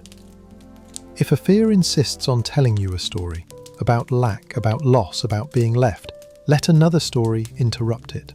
A voice you have begun to recognize, a gate that does not swing in the wind, a life big enough for rest and work to hold hands without pulling you apart. The thief has a script. It is repetitive and loud. The shepherd tells his story with a lower tone, and all of creation has learned to lean toward it. You can too. It is safe to surrender the watch to him. Now, let your eyelids grow heavy like sheep settling into the curve of earth. Lay down the day the way a shepherd sets aside his staff within reach. What is needed will be there in the morning. What is not needed can be left where it lies. The wall will keep. The door will hold. The voice that called stars will keep whispering your name in a cadence that sounds like peace. Abundant life does not begin after you fix yourself. It begins where you breathe and yield to being guarded by love stronger than fear. You are inside tonight. You are not alone. Sleep in the fold of the Good Shepherd. The message was brief, carried on tired feet from a small house in Bethany to the road where Jesus walked. Lord, the one you love is sick. Not the one who prays perfectly, not the one who accomplishes much, the one you love. Love is the address on the envelope. Love is the path the news takes. And yet, when the disciples expect haste, Jesus does not hurry. He speaks of glory and timing, of daylight enough to keep from stumbling, and remains 2 days where he is. Waiting enters the story like a chair pulled up to the bed, unwelcome to our urgency, but necessary to a deeper mercy we do not yet recognize. By the time he travels, Lazarus has fallen silent. The road climbs and bends. Dust lifts and settles on sandals. The house at Bethany has the sound of a place that has been visited by many and anchored by a few. Dishes stacked, whispers folded, the ache of condolences that cannot fill the particular space a person leaves. Martha hears he is near and goes to meet him, a woman who always moves toward the work she can do. Her first sentence carries both ache and faith in the same basket. Lord, if you had been here, my brother would not have died. But even now, I know that whatever you ask of God, God will give you. Your brother will rise again, Jesus says. She answers with the knowledge she has tended for years. I know he will rise in the resurrection at the last day. He offers not only a schedule but a self. I am the resurrection and the life. Whoever believes in me, though he die, yet shall he live. And whoever lives and believes in me shall never die. Do you believe this? She does. Her yes is not tidy, it is honest. Something like the yes your heart can give tonight, in the middle of questions that have not yet made peace with answers. Mary comes later, slower, carrying grief the way one carries a bowl filled to the brim, every step careful. She says almost the same words Martha did, but they fall like rain. Lord, if you had been here. She weeps, and others weep with her. Jesus does not discourage tears, he joins them. Jesus wept. 2 words so short they seem almost fragile, and yet they hold something expansive, God's nearness in our ache. He weeps not because he is powerless, but because love always feels the wound before it heals it. If you have worried that tears undo faith, here is your shelter, the Lord's own face wet with compassion before the miracle moves. They go to the tomb. It is a cave, a stone laid across its mouth like a period where the family had hoped for a comma. He says, "Take away the stone." Martha, practical even now, speaks what everyone can smell. 4 days means the world has already begun its work of returning dust to dust. Jesus answers, "Did I not tell you that if you believed you would see the glory of God?" The stone groans against stone. A cool rush of cave air steps into daylight. Jesus lifts his eyes and prays with the ease of a son who is never far from the Father's gaze. Then he calls with a voice that sounds like morning breaking a window's ice. "Lazarus, come out!" There is a shuffling, the sound of cloth against stone, of life still wrapped, trying to obey. Lazarus comes, bound hand and foot with gravecloths, his face wrapped with a towel. Jesus does the next tender thing. Unbind him and let him go. God does not awaken a person only to watch him trip over yesterday's bindings. He enlists the hands of friends to remove what death left behind. Resurrection is immediate. Unwrapping is a community's gentle work. Now bring Bethany close to your room. You may carry a message that feels long unanswered. Lord, the one you love is tired. Lord, the one you love cannot find rest. Lord, the one you love is afraid of tomorrow. Hear the reply that moves slower than panic and faster than despair. This illness is not unto final defeat, but for the glory of God, that the sun may be seen more clearly. Glory is not a spectacle that erases sorrow. It is presence filling sorrow until it remembers how to breathe. Notice the pair of sisters and let them teach your heart 2 ways of love. Martha's faith with verbs, Mary's faith with tears. Your night may need both, the yes that cooks soup and the yes that sits quietly on the floor, letting the master share the silence. Jesus meets both without correcting either. He honours the sentence that wonders where he was, and he honours the silence that offers nothing but trust soaked in salt water. Neither posture makes the other unnecessary. Together, they make a home where God is welcome to do what only he can do. Take away the stone may be your invitation before sleep. Stones roll across thoughts too. Final pronouncements like, "It will always be this way. I missed my chance. I am too broken to change." Let his voice address those boulders. You do not have to move them by heroism. Consent is enough. Yes, Lord. That yes does not deny the odour of 4 days. It acknowledges a stronger fragrance on the way. Even now, he says, a phrase that draws a circle around this exact moment. Resurrection and life are not late. They are here.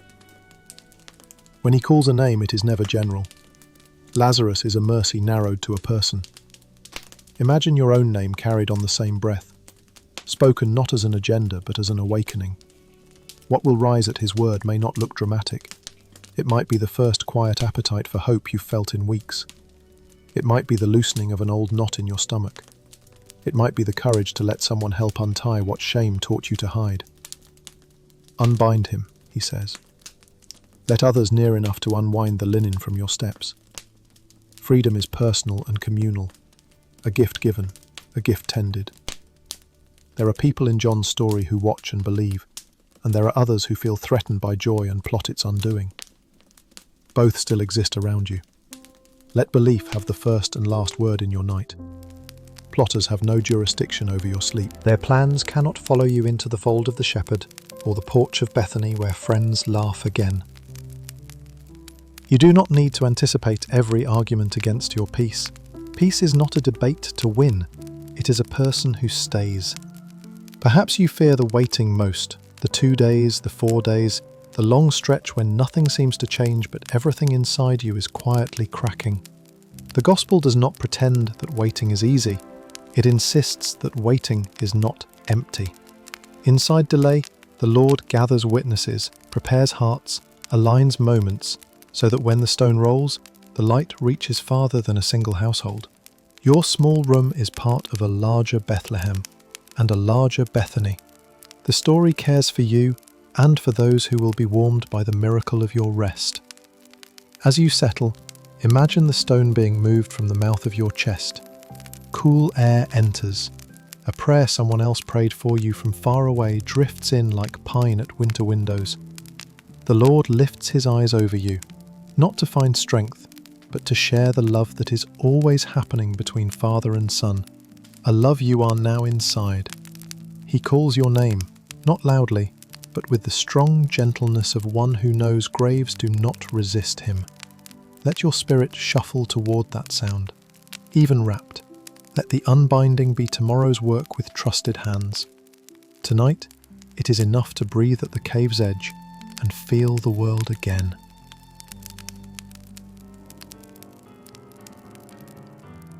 Before you sleep, keep one brief sentence within reach, soft as a folded cloth on your nightstand.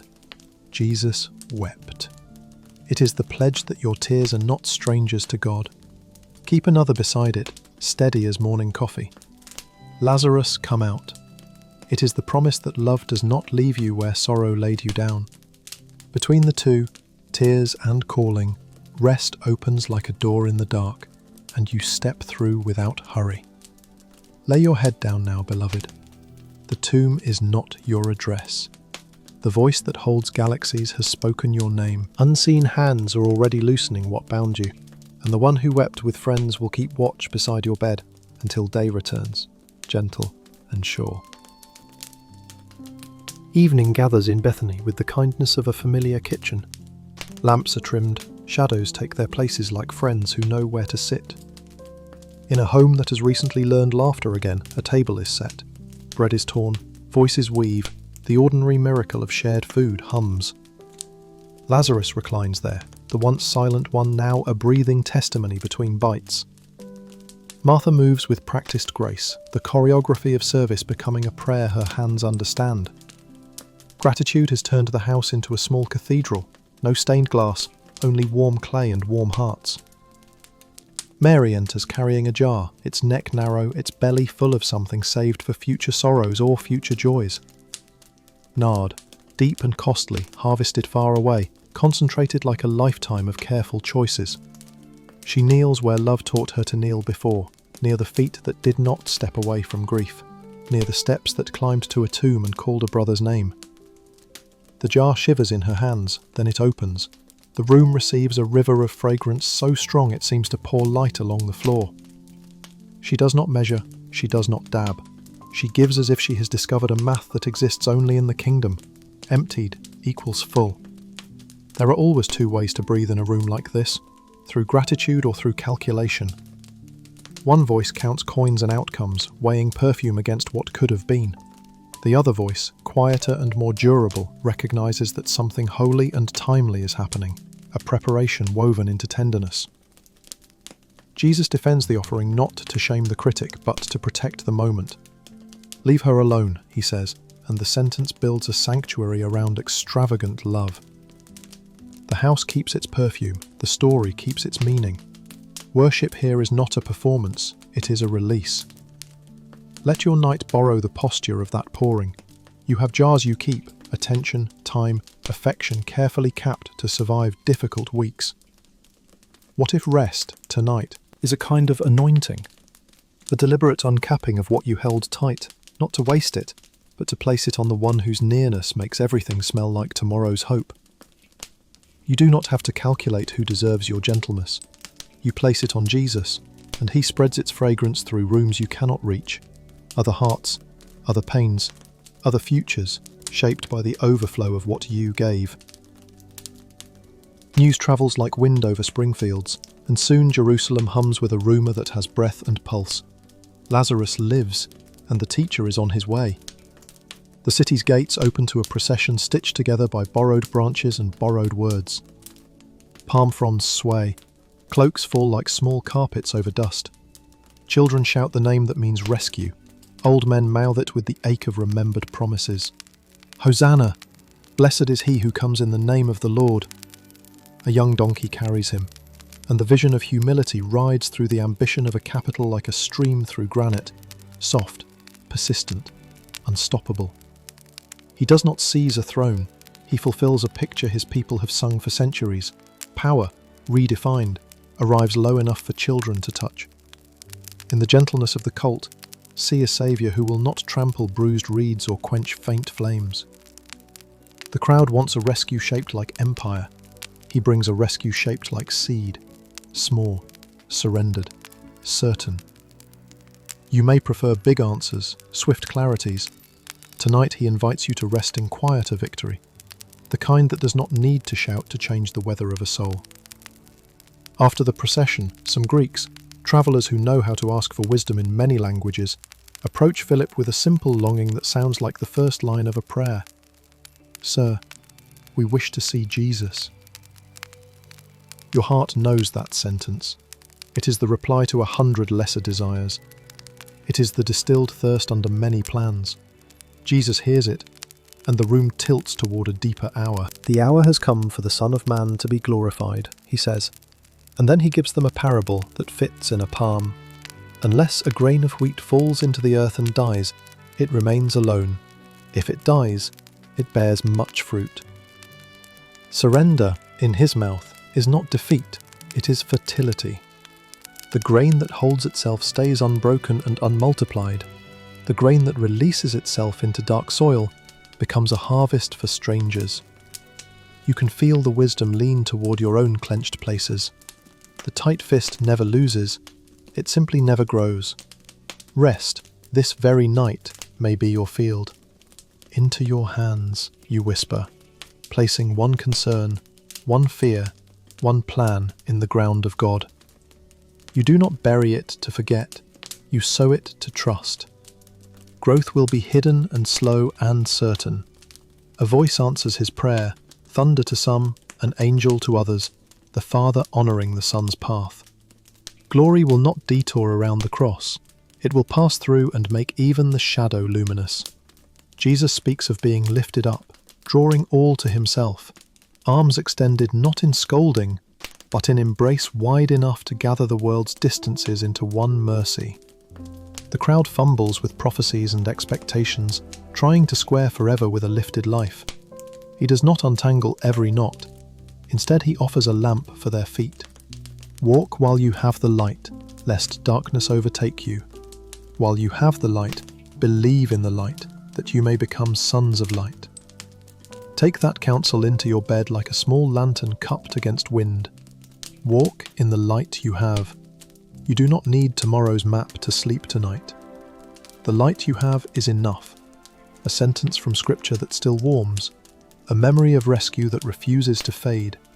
A quiet sense of being seen. Believe in that light, not as a wish, but as a person who has kept every appointment with dawn. Becoming a child of light is not an achievement. It is an adoption signed by the one who knows your name and your address, and is not tired of coming. There are also those who choose hardness, whose eyes grow thick with refusal, whose ears curl against tenderness. The gospel does not gloss this. It grieves it. If you worry, you are one of them, because weariness has dulled your appetite. Listen to your own desire. We wish to see Jesus. Desire is a door light loves to find. You would not long if grace had not already touched you. Let the longing be enough for now. Sleep is not the enemy of seeking. It is the place where seeking rests in the God who sought you first. Return once more to Bethany's table, the perfume now woven into wood grain, the floor remembering the weight of knees, Lazarus's laughter wandering the hallways like a friendly echo. The costly gift is no longer in its jar. It has travelled into memory, into story, into the air itself. That is what worship does. It refuses to remain where we set it. It becomes a climate others can breathe. Maybe someone passing your door tonight will feel safer without knowing why. Maybe your rest will be part of another's relief. In the kingdom, nothing poured on Jesus is wasted. It returns as weather, and the forecast is mercy. If you need a small practice, hold your hands as Mary held her jar. Not white-knuckled, not careless, willing. Name one thing you have kept hidden for a better time. Name one thing you keep measuring, one love you ration out of fear there won't be enough tomorrow. Then, in the quiet, tilt your hands. For you, you say. The room will not fill with perfume, but your chest might. You may feel the warm rush of courage made of gratitude. You may feel only the gentle exhaustion that comes after laying a burden down. Either is worship. The city will wake early. Plots will thicken beside prayers. But tonight belongs to fragrance and palms, to a donkey that carried gentleness and a grain that chose the soil. Tonight belongs to the one who receives costly love without embarrassment and teaches fearful hearts a new economy. Give what you cannot keep and receive what you cannot lose. Let your eyelids lower like jar lids after the last drop, satisfied not because you held back, but because you gave enough to change the air. Rest now, beloved. The light you have is enough for these hours. The harvest is in hands that waste nothing, and the house of your heart, however small, has already become a place where Jesus is at home. Evening leans over a borrowed room, and the city's noise lowers as if a gentle hand has hushed it. A table waits, bread like a small moon, a cup red with promise. The disciples arrive, with the day clinging to them, dust on ankles, arguments still humming in their brows. Jesus looks around the circle the way a father looks over sleeping children, already loving them toward tomorrow. He knows what hour it is. John will say he loved his own to the end, uttermost, edge and beyond. Love, aware of the night, does not retreat, it concentrates. He rises without announcement. Conversation thins. He lays aside his outer garment, as a king might set aside a robe to wade a stream and lift someone out. He ties a towel at his waist. Majesty chooses the servant's posture, and the room tilts toward a different kind of throne.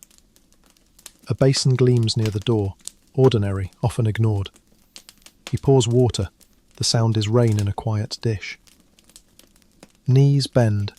The first feet startle at royalty this close. He cups heels as if they were bruised sparrows. He washes what the road has written. Grit and weariness slip away. Peter's turn arrives and protest rises. "Lord, do you wash my feet?" The order feels inverted. Jesus answers with weathered calm. "What I am doing you do not understand now, but afterward you will."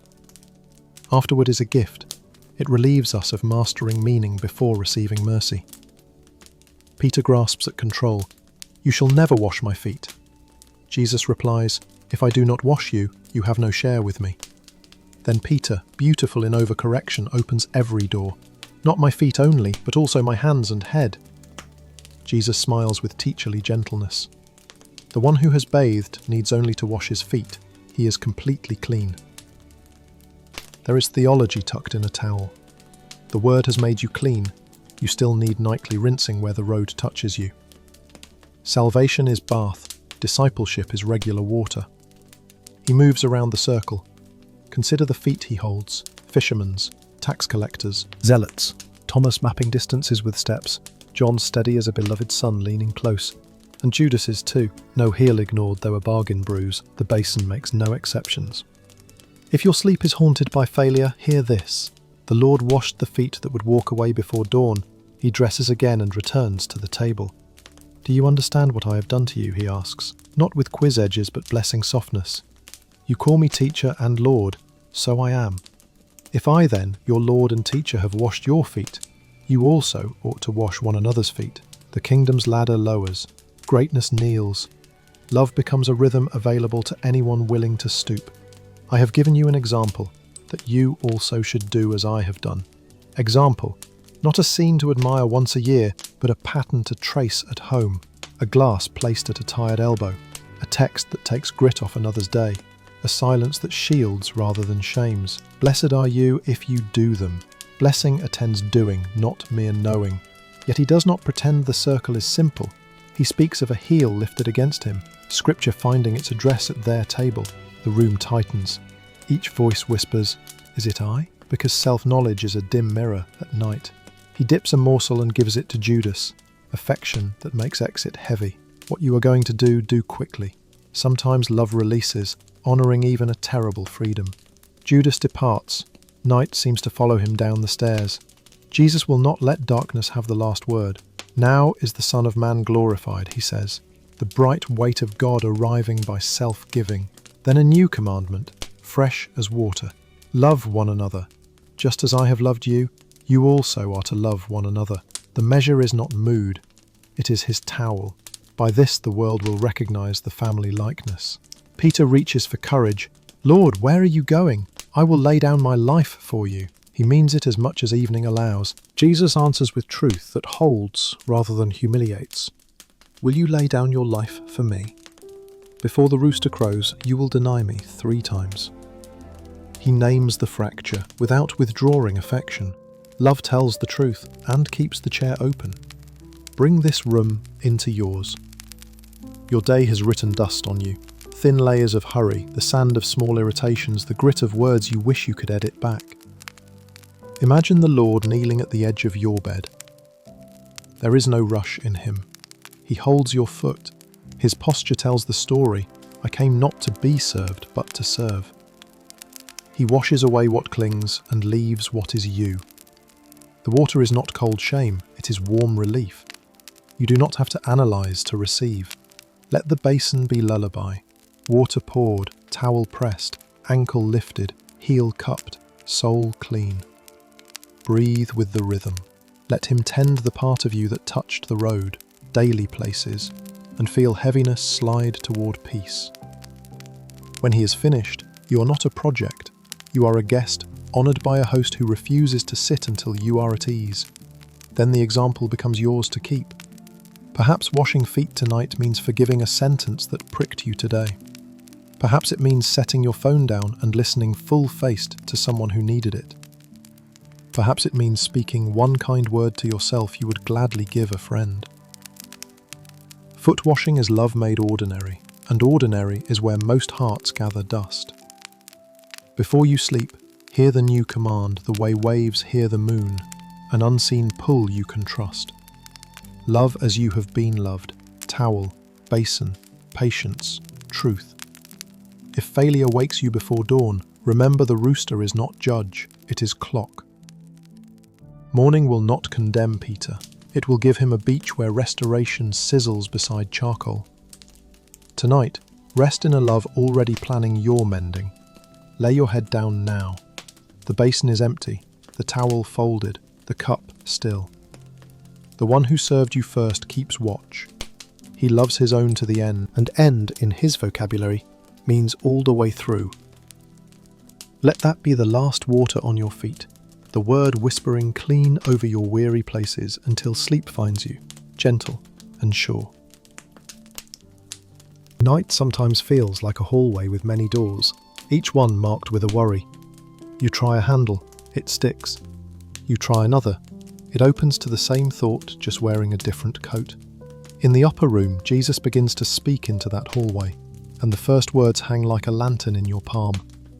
Let not your heart be troubled. He does not say, make your world easy. He says, tell your heart where to rest.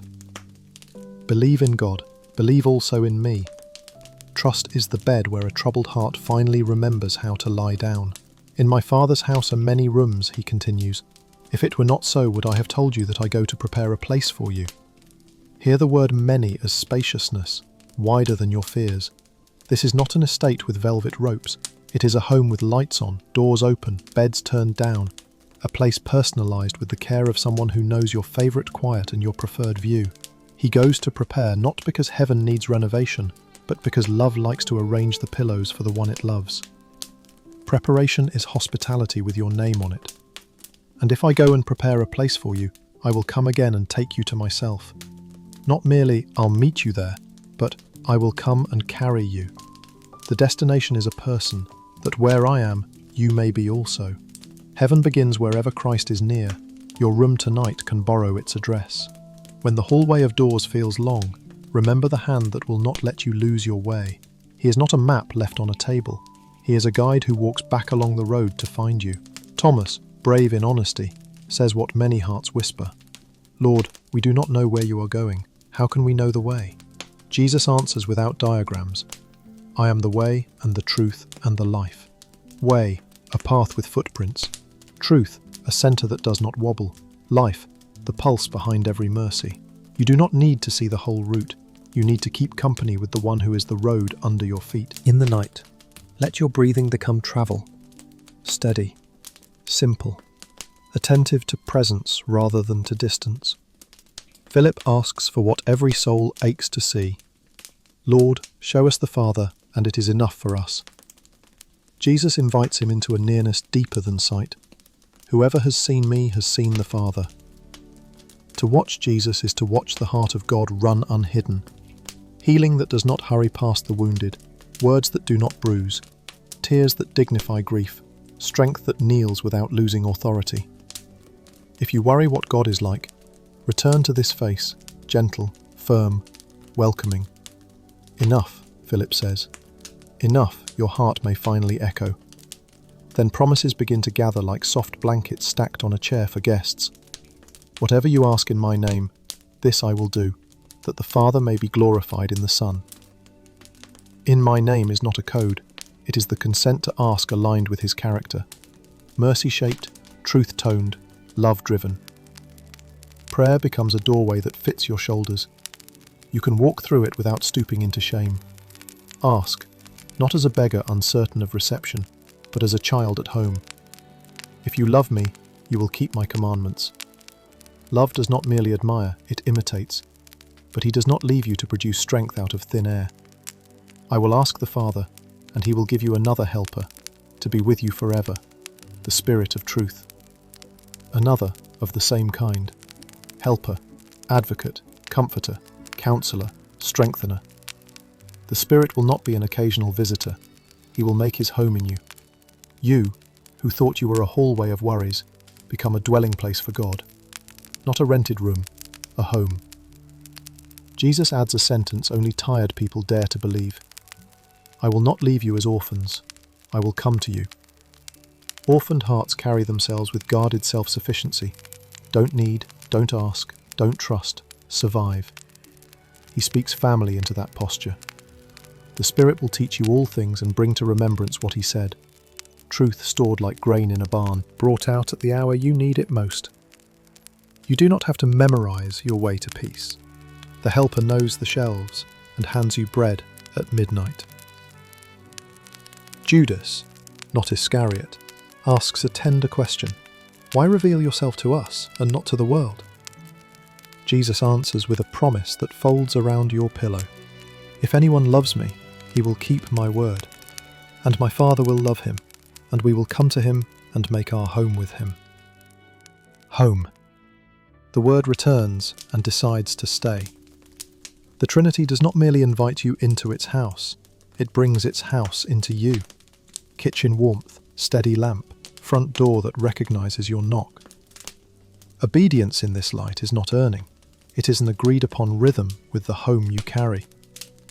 Then comes the gift you have been aching for since the first sentence. Peace I leave with you, my peace I give to you. Not as the world gives, do I give to you. The world's peace is a truce with conditions and expiration dates. His peace is bequeathed like an inheritance, signed, sealed, delivered, stored in a vault no market can rattle.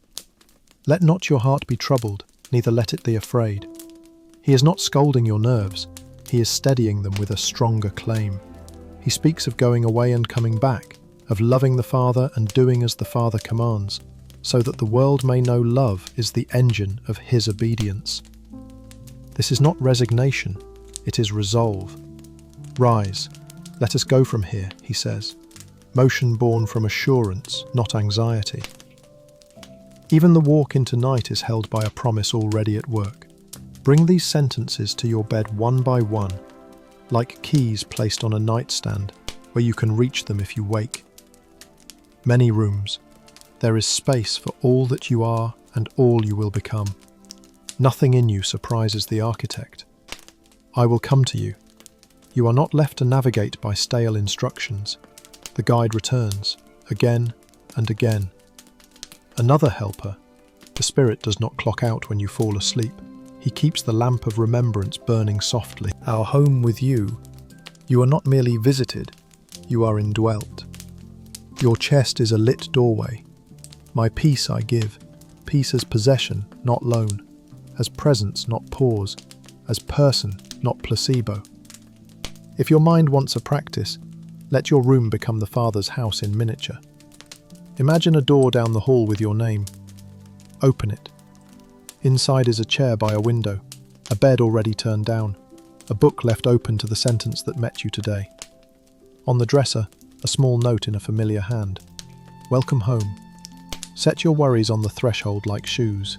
They can wait till morning. Walk barefoot on mercy's floor. Slide under covers woven of two phrases, not as the world gives, and I will not leave you. They are the same size as your need. If you wake at 2 a.m., listen for the helper offering a remembered word, perhaps a fragment. Let not, abide, with you, peace I give. Treat each like a drop of water on a dry tongue. You do not have to assemble a speech. You only have to receive syllables that know their way to your pulse.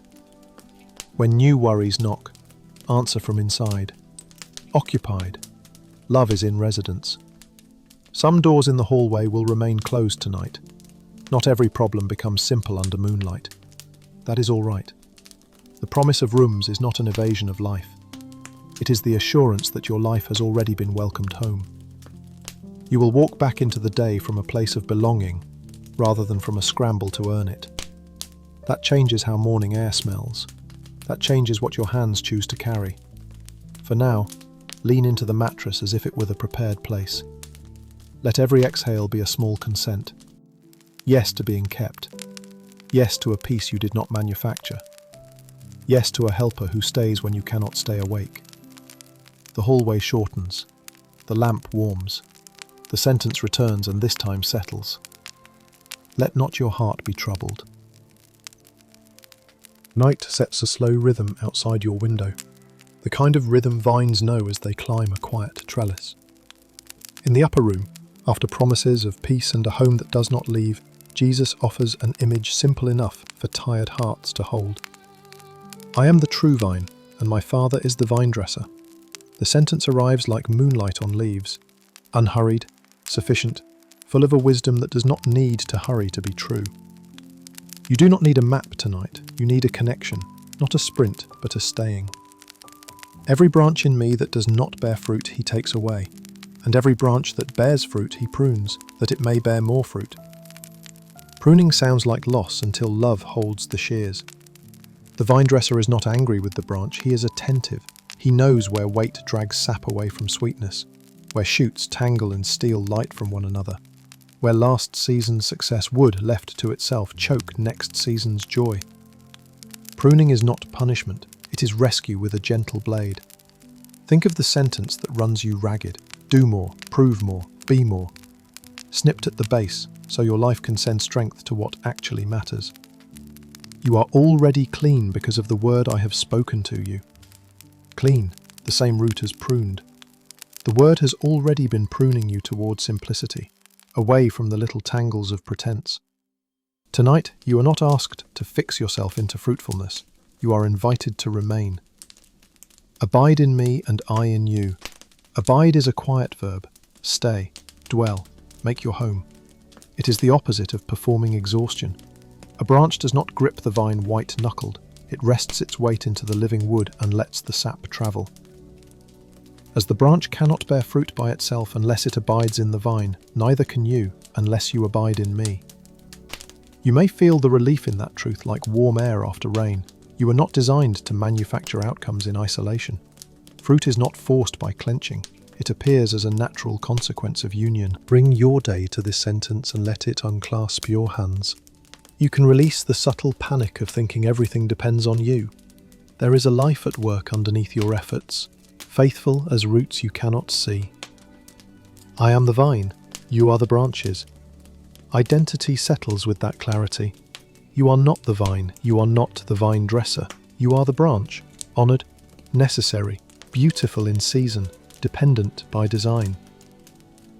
Whoever abides in me and I in him, he it is that bears much fruit. Apart from me, you can do nothing. Nothing here does not mean you do not move. It means what you do does not carry the substance of heaven when cut off from the source. Sleep becomes possible in that realization. You can stop trying to be your own root system. If you abide in me and my words abide in you, ask whatever you wish and it will be done for you. Asking in the vine becomes alignment rather than demand. His words make a home inside you and your longings change their shape to fit love's outline. Prayer becomes less a lever and more a breath. In, his promise, out, your consent. By this my Father is glorified, that you bear much fruit and so prove to be my disciples.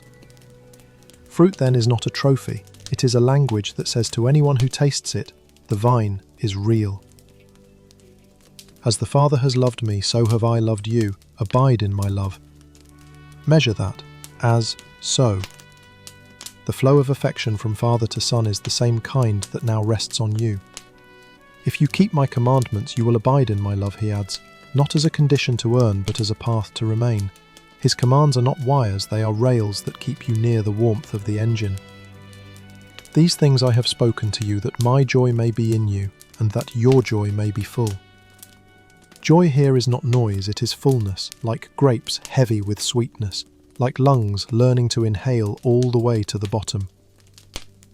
This is my commandment, that you love one another as I have loved you. He could have chosen any proof of abiding, and he chose love, the ordinary kind that carries another's bag, answers gently, tells the truth without sharpness, makes room at the table, and refuses to keep a ledger. Greater love has no one than this, that someone lay down his life for his friends. He is already turning toward the laying down, but for your night he turns it toward rest. Love lays down its frantic self-defences. Love lays down the need to win every argument. Love lays down the mask and lets the face be held. You are my friends if you do what I command you. Friends, not merely servants. No longer do I call you servants, he says, for the servant does not know what his master is doing. But I have called you friends, for all that I have heard from my Father I have made known to you. Friendship with Jesus, being brought into confidence, given reasons that breathe, welcomed into a plan shaped like mercy. Sleep takes a different depth when you know you are not a replaceable worker, but a cherished friend. You did not choose me, but I chose you and appointed you that you should go and bear fruit, fruit that remains. Chosen, before you strategized, before you failed, before you succeeded. Appointed, not to frenzy, but to lasting sweetness. Fruit that remains is not a spike of attention. It is a patient goodness that keeps nourishing others long after applause moves on. Abiding is how that permanence happens, not by force, but by fidelity to the source. Bring the vineyard into your room. The mattress is trellis.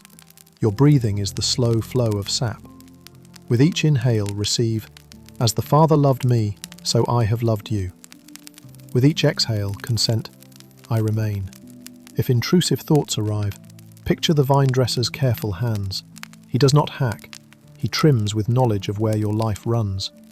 Let him cut away tonight the fear that you are falling behind, the self-criticism that steals light, the branchy comparison that tangles you with others' destinies. Feel space open around the few clusters he is growing this season. Patience in one relationship, honesty in one conversation, kindness in one decision. It is enough. If you want a small practice, place your hand lightly on your chest and name 3 words to prune. Hurry. Prove. Fear. Then name 3 to keep. Remain. Receive. Love. See them like tags tied to shoots. Hear the vine dressers snip, clean, decisive, compassionate. The room seems to breathe easier when a crowded vine is thinned. So will you. Abiding also has a sound, the word whispering within. Perhaps a line remains from earlier. Peace I give, or let not your heart be troubled. Let it loop softly until your pulse takes its tempo. You are not hypnotizing yourself. You are harmonizing with truth already flowing in you. If you wake in the night, do not accuse yourself of fruitlessness. Place your attention back on the vine. He has not moved. His life is still at work even when the vineyard sleeps. Imagine dawn in the vineyard, dew beading the leaves like small mercies saved for morning. birds beginning a modest choir, fruit quietly gaining weight, unseen. That is how grace completes its work. No one watches grapes ripen minute by minute, yet they do. Your life is doing the same in Christ. You are becoming sweet in ways you cannot measure, strong at the stem where you used to be brittle, generous because the source is generous. You are my friends, he says again as night deepens. I chose you. Let that be the last sentence you carry into sleep. Choice that preceded your choosing. Love that outlasts your lapses. Life flowing in you without making you earn the flow. The shears are kind, the vine is near. The fruit will come. The fruit will come in its season. For now, remain.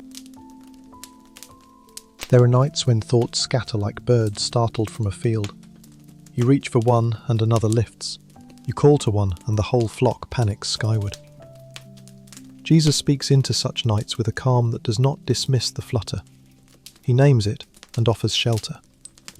I have said these things to you to keep you from falling away, not to make life thin and painless, but to give you language and light when the world grows loud.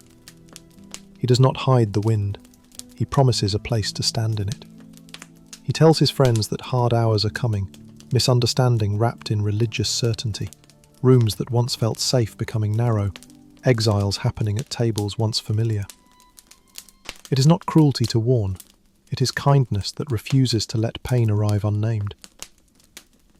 Then he draws their attention to a person who will not leave when others do.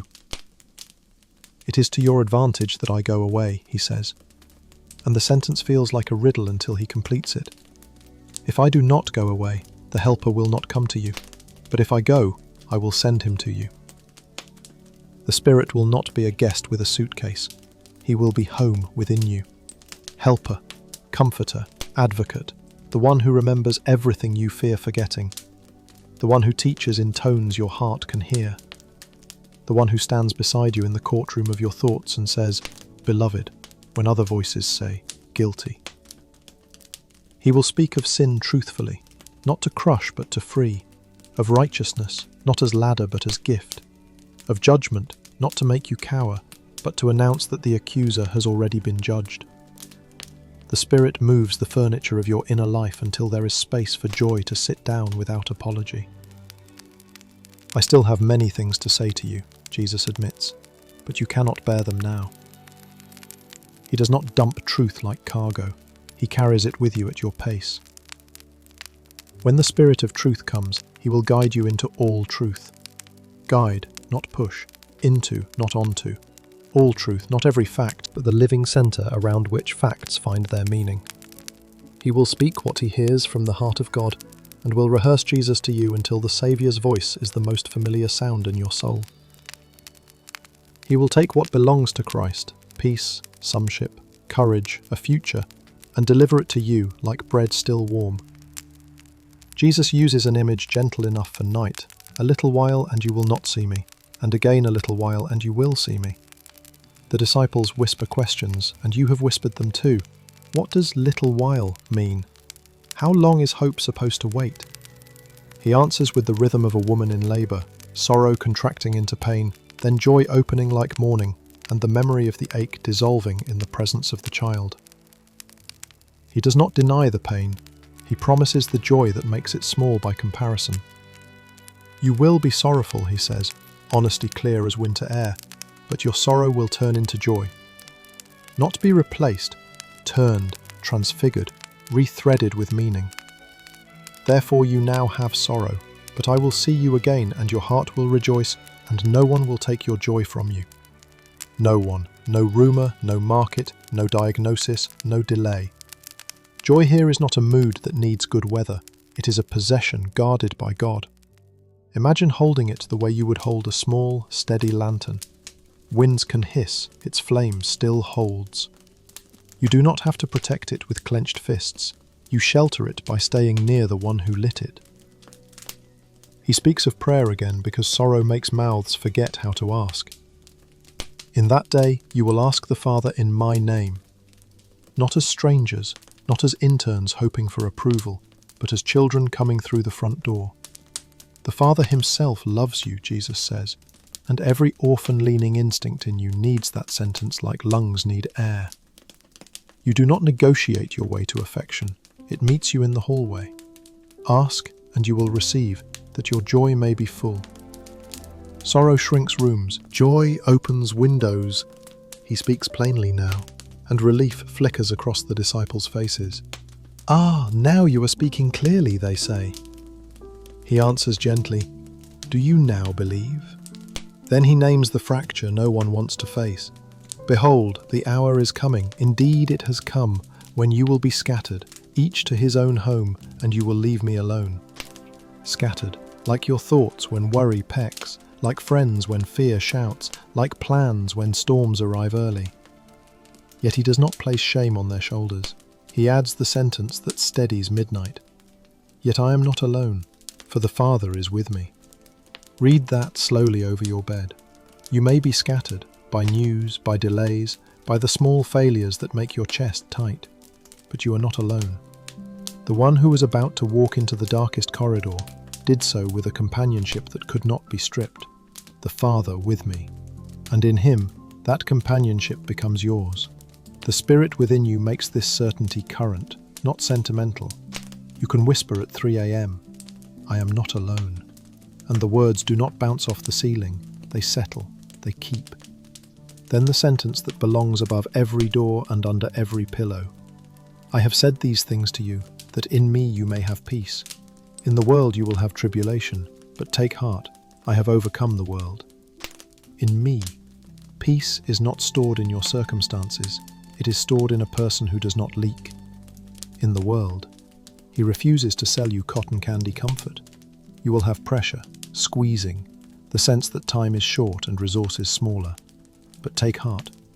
The phrase is compact courage, portable bravery, a hand on your shoulder at the cliff's edge. I have overcome, not I will someday, not perhaps, but I have, already, decisively. The verdict precedes the trial you feel you are in. Bring your scatteredness into this room of words. If your thoughts are birds startled from stubble, imagine his peace as a tree in the middle of the field.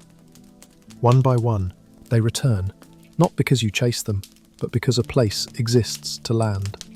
If sorrow keeps folding itself around your ribs, hear the labour image again.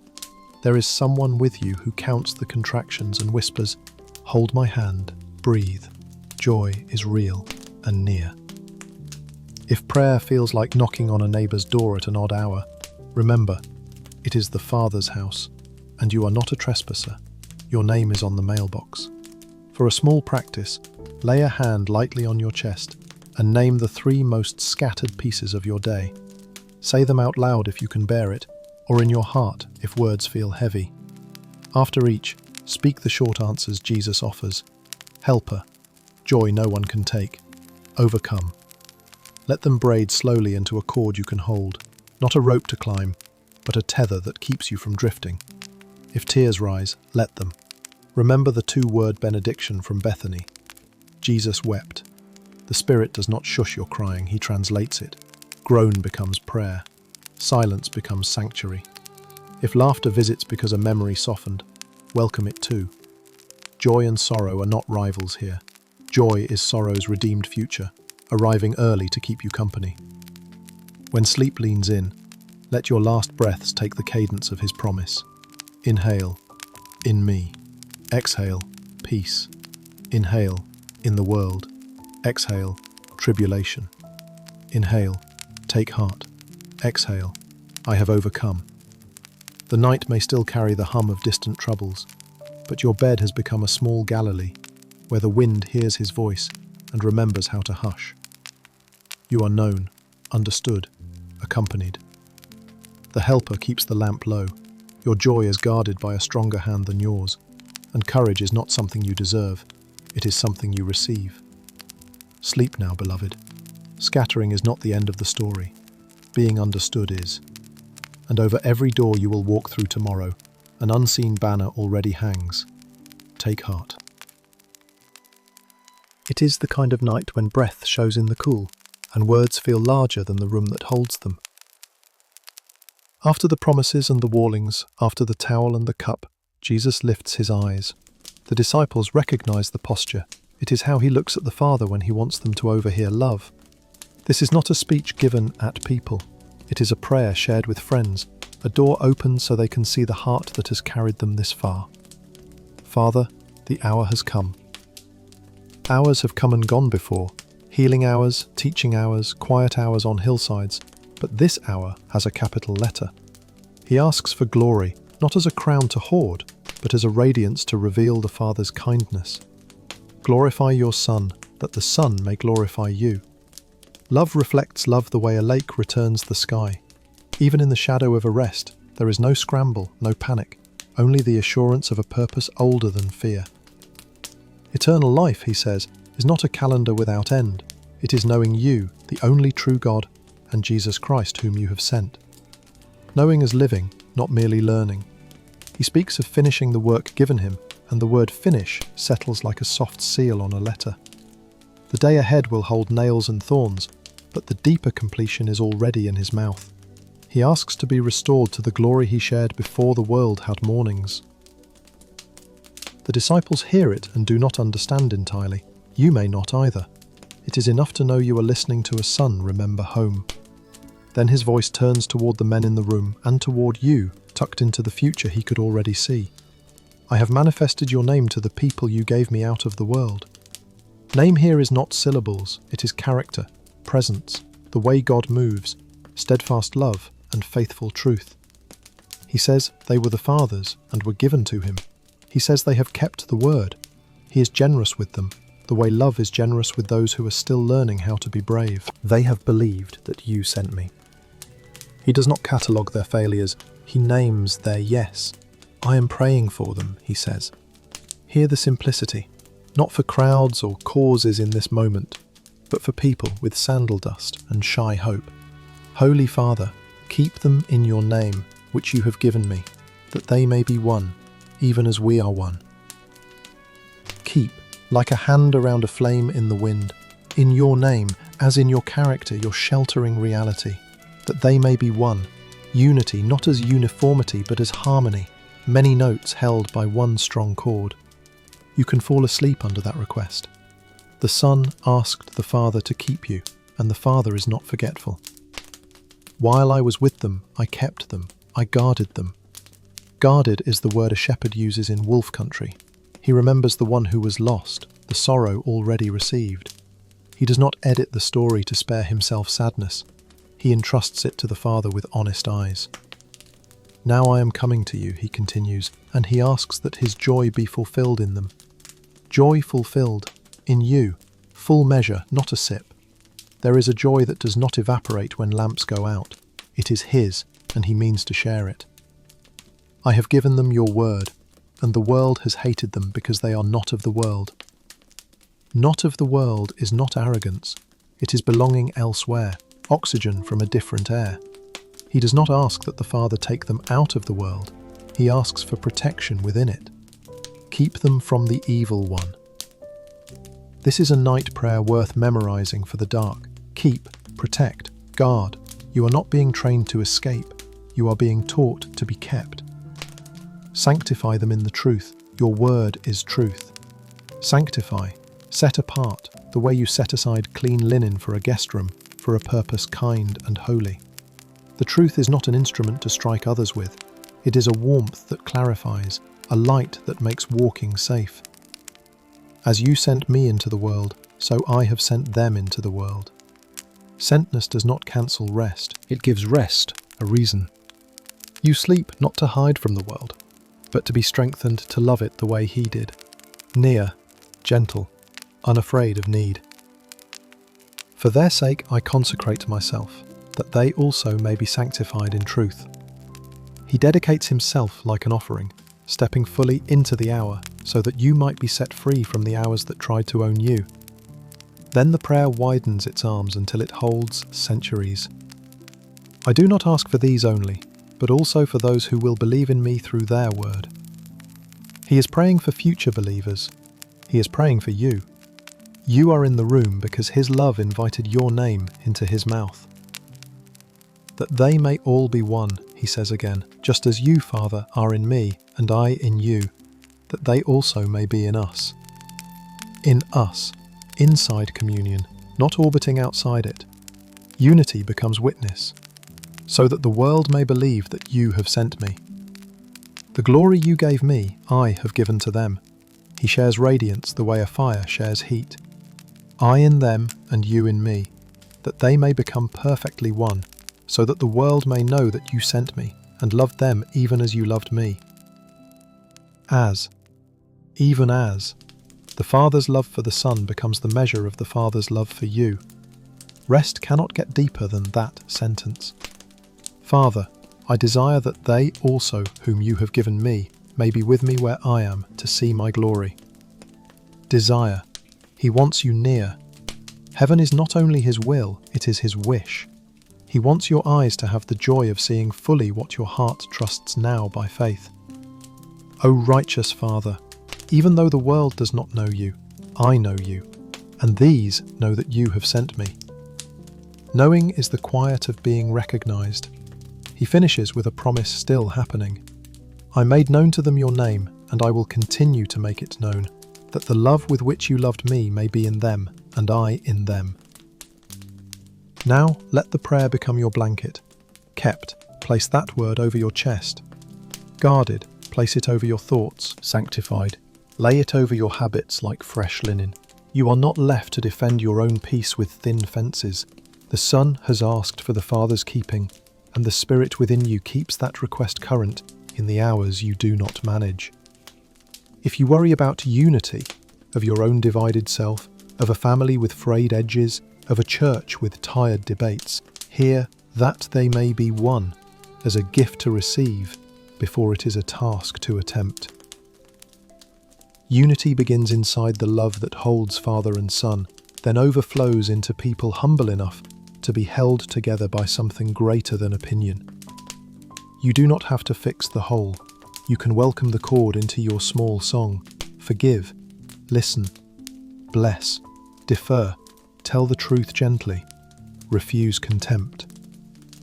This is how sleep becomes a seed of tomorrow's peace. If not of the world makes you feel lonely, let sent into the world restore your meaning.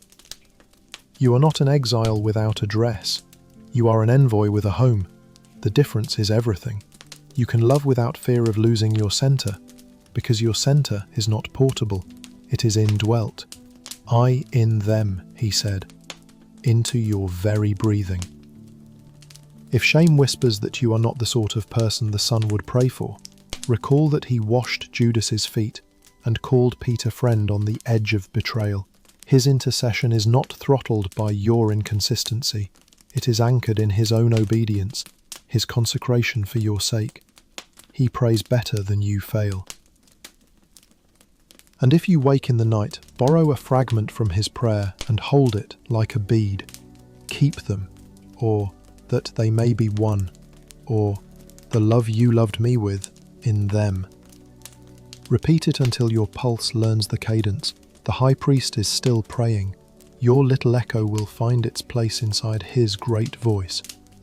He lifts his eyes, you lower yours. The prayer keeps working as your eyelids grow heavy. The hour moves forward. The love that ordered it holds you. What he asked, the Father has not forgotten. You are kept. You are sent. You are loved as the Son is loved. Sleep now inside that truth. Night deepens into the kind of stillness that makes every twig snap sound important. An olive grove holds its breath, silver leaves turning their pale bellies to the moon. Jesus steps into the familiar garden where he has often met the Father. Familiar places are where courage likes to arrive, stones you've touched before, paths your feet can find even when your mind hums. He is not hiding. He is meeting the hour that has found him. Lanterns appear, bobbing like uncertain stars, soldiers in measured rows, temple officers, a cluster of men who have practiced suspicion until it feels like duty. Judas leads, the kiss already arranged in his mind like a key meant to open a door. But the door is already open. Jesus goes forward and asks the question that keeps the night honest. Whom do you seek? Jesus of Nazareth, they answer. I am he says, and the name sounds like a current passing through the grove. They draw back and fall, order unravelling in the presence of the one they came to bind. He asks again, steady as a heartbeat, whom do you seek? When they repeat themselves, he adds mercy to recognition. If you seek me, let these go. Even in arrest, he is shepherd. Peter's sword flashes, a thin arc of fear shaped like protection, and catches an ear. The grove jumps. Jesus speaks to the storm in his friend. Put the sword into the sheath. Shall I not drink the cup the Father has given me? He heals the wound, quietly because love knows logistics too, and surrenders himself without surrendering sovereignty. Hands that have multiplied bread are bound. Feet that washed other feet are led along stone steps. The garden returns to crickets and wind. They take him first to Annas, then to Caiaphas, rooms where night smells of lamp oil and decision. Questions circle like moths against glass. Tell us of your disciples, your teaching. He answers with the dignity of a man whose words have been public and kind. I have spoken openly in synagogues and in the temple. Ask those who heard me. A blow cracks the air, a palm insisting that truth must learn its manners. Jesus does not escalate. He asks for fairness, for witness, for the house to follow its own rules. The night is revealing which hearts are troubled by light and which are steadied by it. Outside, the chill finds Peter's hands. He warms them over coals, the way people have always done when courage tires. You are not also one of his disciples, are you? The sentence is a soft trap, and his first, I am not, falls like a twig underfoot. Another voice, another small crowd, another, you also are not, and another denial. A rooster's throat is winding up somewhere in the dark as sure as morning. A relative of the man whose ear felt Peter's fear leans in. Did I not see you in the garden with him? The third, I am not, leaves Peter's mouth tasting of smoke. The rooster remembers its cue. Peter remembers the Lord's eyes. He steps into the alley where tears become prayer. The fire crackles on without him, untroubled by the undoing of a friend. Mercy will meet him later by another fire. They move Jesus to Pilate's judgment hall, a place built for power to wear marble. The accusers stay outside to avoid ritual defilement while plotting a death. The irony is not loud, but it is complete. Pilate steps in and out like a man caught between breezes. Are you the king of the Jews? He asks. Jesus replies with questions that fold mirrors into the room. Do you say this of your own accord, or did others say it to you about me? Pilate prefers categories to communion. Am I a Jew? Your own nation handed you over. What have you done? My kingdom is not of this world, Jesus says, not absent from it, but not made of its metals. If my kingdom were of this world, my servants would be fighting, but my kingdom is not from here. The sentence loosens the guard's hands and exposes the limits of Pilate's maps. So you are a king, the governor insists, needing vocabulary to anchor his report. You say that I am a king, Jesus answers. For this I was born, and for this I came into the world, to bear witness to the truth. Everyone who is of the truth listens to my voice. It is as if he places a tuning fork in the room. Those with ears set to truth feel the clean note run through their bones. What is truth? Pilate asks. The way a person asks when he doesn't want an answer to rearrange his furniture. He goes back outside to manage the crowd, to weigh optics against conscience. A custom offers him an escape. Release a prisoner. A name like thunder on dry hills rises. Barabbas. The crowd chooses noise over nuance, the familiar violence over the strange mercy. Pilate's hands will soon reach for water. Jesus' hands remain bound by love stronger than rope. Between questions and choices, the night keeps its slow breath. If your mind spins in such corridors, accusations that want to be final, denials you did not think yourself capable of, decisions that seem to have only bad doors, bring your soul to the garden and to the hall. Listen again for the voice that meets force with presence. I am He. Let that sentence loosen your panic. To be met by the one who knows the way through surrender is to find a path where your maps end. The soldiers will soon plait a crown. They are craftsmen of cruelty. Yet even here, notice nothing of his poise phrase. He is not performing calm. He is abiding in the Father's keeping. The cup is not an accident in his hand. It is a trust.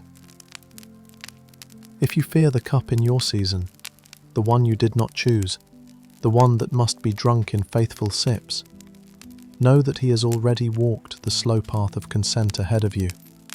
Consent is not defeat. It is alignment with love that sees farther than our fear. Peter's alley is important to keep in view. If you have failed in small courtyards, half-lit spaces where your mouth moved faster than your heart, let the rooster be a clock, not a judge. Morning is built into this night. Another charcoal fire waits on a shoreline you cannot yet see. And a voice will ask, not for explanations, but for love. Do you love me? It is safe to answer with a shaky, you know. Denial is not destiny. The shepherd specializes in rewiring shame into service with 3 simple charges: feed, tend, follow. But that is for later. For now, breathe. Pilate's question, what is truth, often visits bedrooms. It arrives when headlines multiply and your inner committee debates itself into weariness. Truth, Jesus has said, is not an abstraction. It is a person whose voice can be recognized. Ask for that voice to be the last you hear before sleep. It speaks without panic. It does not bargain with crowds. It does not need your perfection to keep loving you. It witnesses to the Father's heart, to your belovedness, to a kingdom that does not fray in crosswinds. If you want to practice, place your hand over your heart and borrow 3 lines from the grove and the hall. Whom do you seek? Whisper, Jesus. I am He. Answer, you are here. My kingdom is not of this world. Breathe, I can rest. Let the sentences step down into your chest like lanterns hung along a path. Your body will understand the message before your mind finishes parsing it. Lanterns fade, then glow again in memory. The grove is quiet now except for the small lives that do not know history is turning near their branches. Inside the city, sandals scuff stone, voices swell and thin, doors open and close on the same mercy. You are allowed to stop narrating outcomes. You are invited to be kept. The cup you fear has already been named by love, and the kingdom that holds you tonight was never held up by your strength. Let your lids grow heavy. Let the garden's name, Gethsemane, oil press, remind you that pressure is part of making something that heals. Let Pilate's question leave the room with him. You do not need to chase it down corridors. The truth has stayed, even when others step in and out. He has said who he is. He has shepherded your safety even as his own bonds tightened. And his steady consent to the Father is large enough to cradle your small yes. Sleep in the shadow of olives and the echo of a sentence that scattered soldiers. I am He. The world's power will shout tomorrow. Tonight, a quiet kingdom keeps watch. Morning arrives with a thin edge of iron. The governor's courtyard wakes to the sound of orders and the scrape of wood against stone. Soldiers braid a crown from thorny branches the way some men braid rope, deft, indifferent. They set it on his brow, purple a cloak over his shoulders, and stage a ceremony in a key too small for truth. Hail, King of the Jews, they say, each mock bow a shallow echo of the reverence angels give without being told. Pilate brings him out, a figure in suffering and a stillness that does not need permission to be royal. "Behold the man," the governor declares, as if a sentence could grasp the weight of what stands before him. God's compassion with skin and nerves, choosing not to turn away. Accusations move like weather. Crowds can be climates. Pilate argues with law and fear. The chief priests argue with their own dread of losing place and people. The conversation narrows until there is one wood and one hill. A cross is placed on his shoulders. He walks. The city that once waved palms now parts for a procession it does not understand. The place is called the Skull, outside the gate, where refuse and rumour are carried. They stretch him on the timber. Iron answers tender hands with a language it thinks is final. They lift him, and the day tilts into history's hinge. Pilate has a sign fixed above the cross, the kind of small bureaucratic decision that keeps leaking meaning. Jesus of Nazareth, King of the Jews, written in Aramaic, Latin and Greek. The title stands in 3 tongues, as if the world were being told in every direction that this is the truth, whether welcomed or refused. Priests protest the wording. Pilate shrugs his tired sovereignty. "What I have written, I have written." The sign remains, a simple witness nailed where the world can read it. At the foot of the cross, soldiers divide garments like gamblers absently sorting coins. They cast lots for the seamless tunic, not tearing what was woven whole from top to bottom. John will remember Scripture catching light in that detail, the way small cruelties accidentally testify to larger promises. And near the cross stand women and one beloved disciple, a little island of fidelity in a tide of noise. His mother, her sister, Mary of Clopas, Mary from Magdala, and John, who has learned to stay. Jesus looks down through pain that would have darkened any other face, and does what love always does. It arranges care. "Woman, behold your son," he says to his mother. To John, "Behold your mother." From that hour, John makes room in his home for the one who first made room in her body for God. The world keeps breaking. A family keeps forming. Time moves differently near a cross. Minutes stretch, breaths gather the weight of worlds. Jesus says, "I thirst." It is not only prophecy's thread being tied, it is the human body telling the truth. A sponge soaked in sour wine is lifted on a hyssop branch, Passover herb, bitter mercy. He receives it, then lowers his voice to the sentence that unknots the knot in creation. It is finished. Not, "I am finished," as if defeat had spoken, rather, it, the saving work, the long covenant story, the debt that made hearts flinch, finished, completed, paid in a currency only innocence carries. He bows his head and gives up his spirit, not wrested from him but yielded. Even in dying he remains the giver. Because the Sabbath is near and bodies cannot hang through holy hours, soldiers hasten ends. They break legs to hurry suffocation. They come to Jesus and find what love has already decided. He has died. No bone is broken. A spear pierces his side. Blood and water flow. A sign John keeps in memory like a river stone, polishing it with decades of telling. Water for cleansing, blood for covenant. A church will live here washed and fed.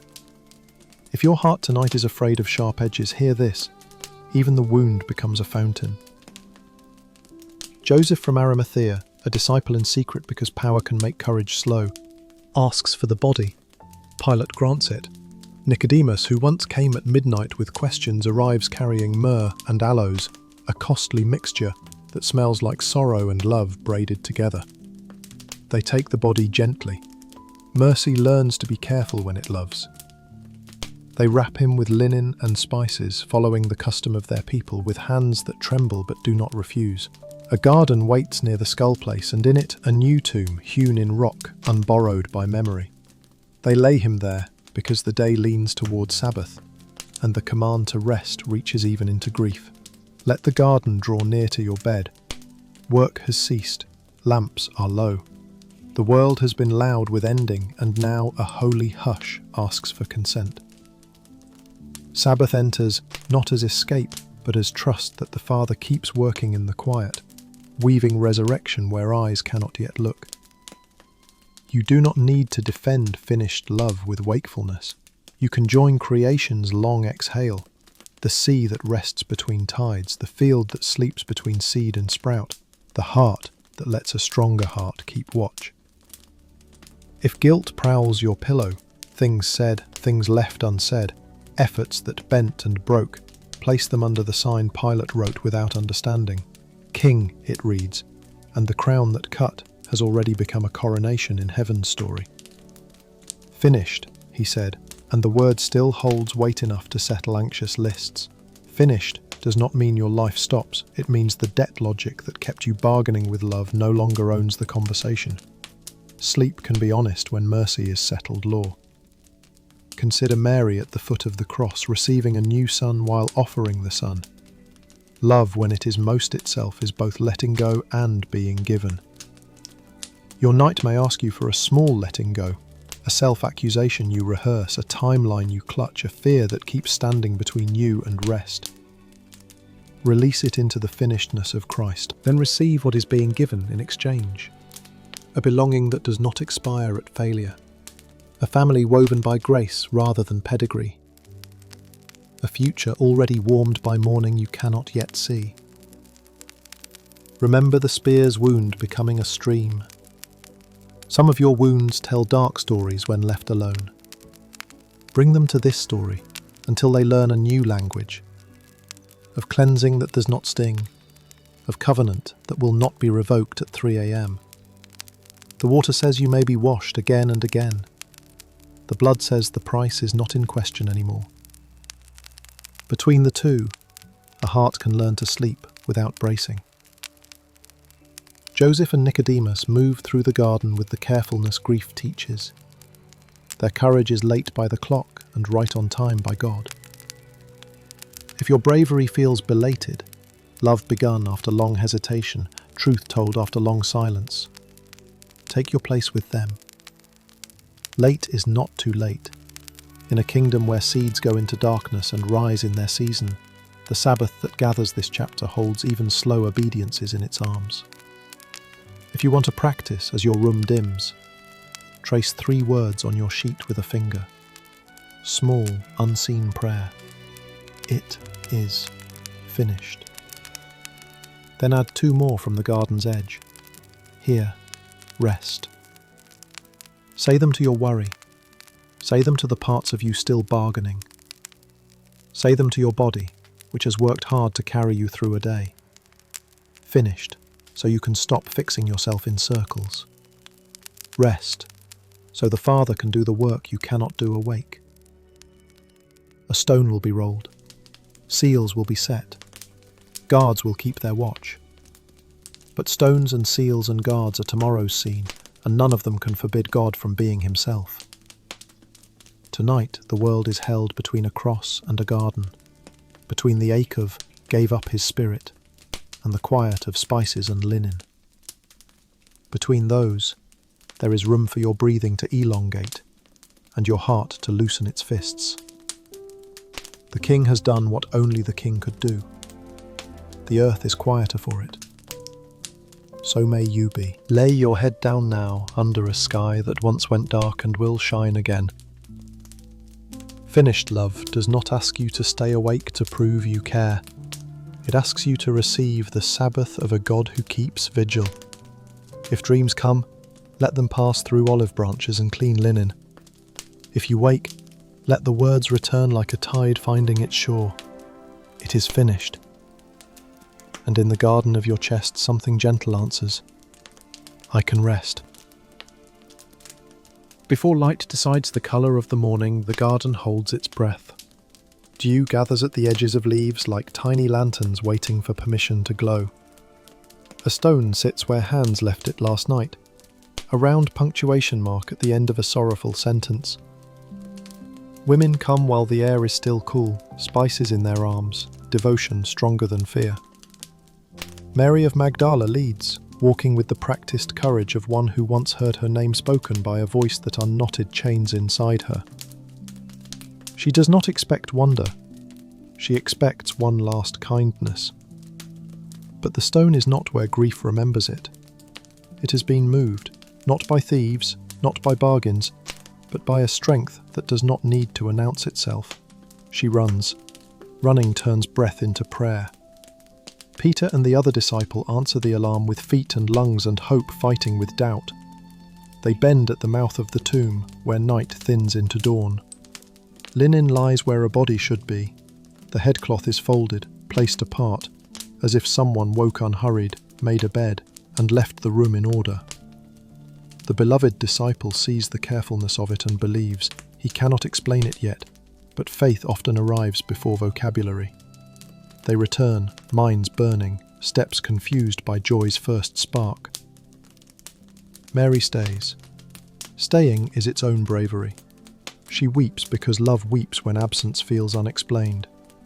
She looks in again, and two figures clothed in brightness sit where sorrow had sat, one at the head, one at the feet. "Woman, why are you weeping?" they ask, not to scold, but to open a door in her grief. "They have taken my Lord, and I do not know where they have laid him," she says, the truest sentence she owns. She turns and sees a man she takes for the gardener. He asks the same tender question and adds another, "Whom do you seek?" She answers with all her need at once, offering even her small strength. "Sir, if you have carried him away, tell me where you have laid him, and I will take him." Then he speaks her name the way only one voice can. Mary. It is a key turning in a lock. Winter ends in a syllable. She turns toward him as if the whole garden has pivoted. "Rabboni!" Teacher. Joy tripping over reverence. He gives her a sentence that sends her running again, but now with light in her hands. "Do not cling to me, for I have not yet ascended to the Father. But go to my brothers and say to them, I am ascending to my Father and your Father, to my God and your God." My Father and your Father. The distance that used to frighten is gone.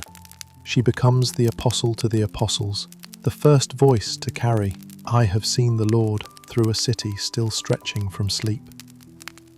Evening gathers, doors are locked, and fear arranges furniture with narrow aisles. The disciples sit inside their caution, memories of failure loud in the corners. Suddenly he stands among them, not breaking the door, not demanding posture, simply there, as if presence were the most natural way a room becomes safe. "Peace be with you," he says, not as a greeting but as a gift. He shows his hands and his side, wounds not erased but transfigured into testimony. He breathes on them the way God once breathed into clay, and the room becomes a new creation workshop. "Receive the Holy Spirit," he says, and forgiveness is placed in human mouths as a medicine they are now entrusted to share. One is missing. Thomas carries his grief in straight lines and prefers truth he can touch. When told, he does not sneer, he names his ache honestly.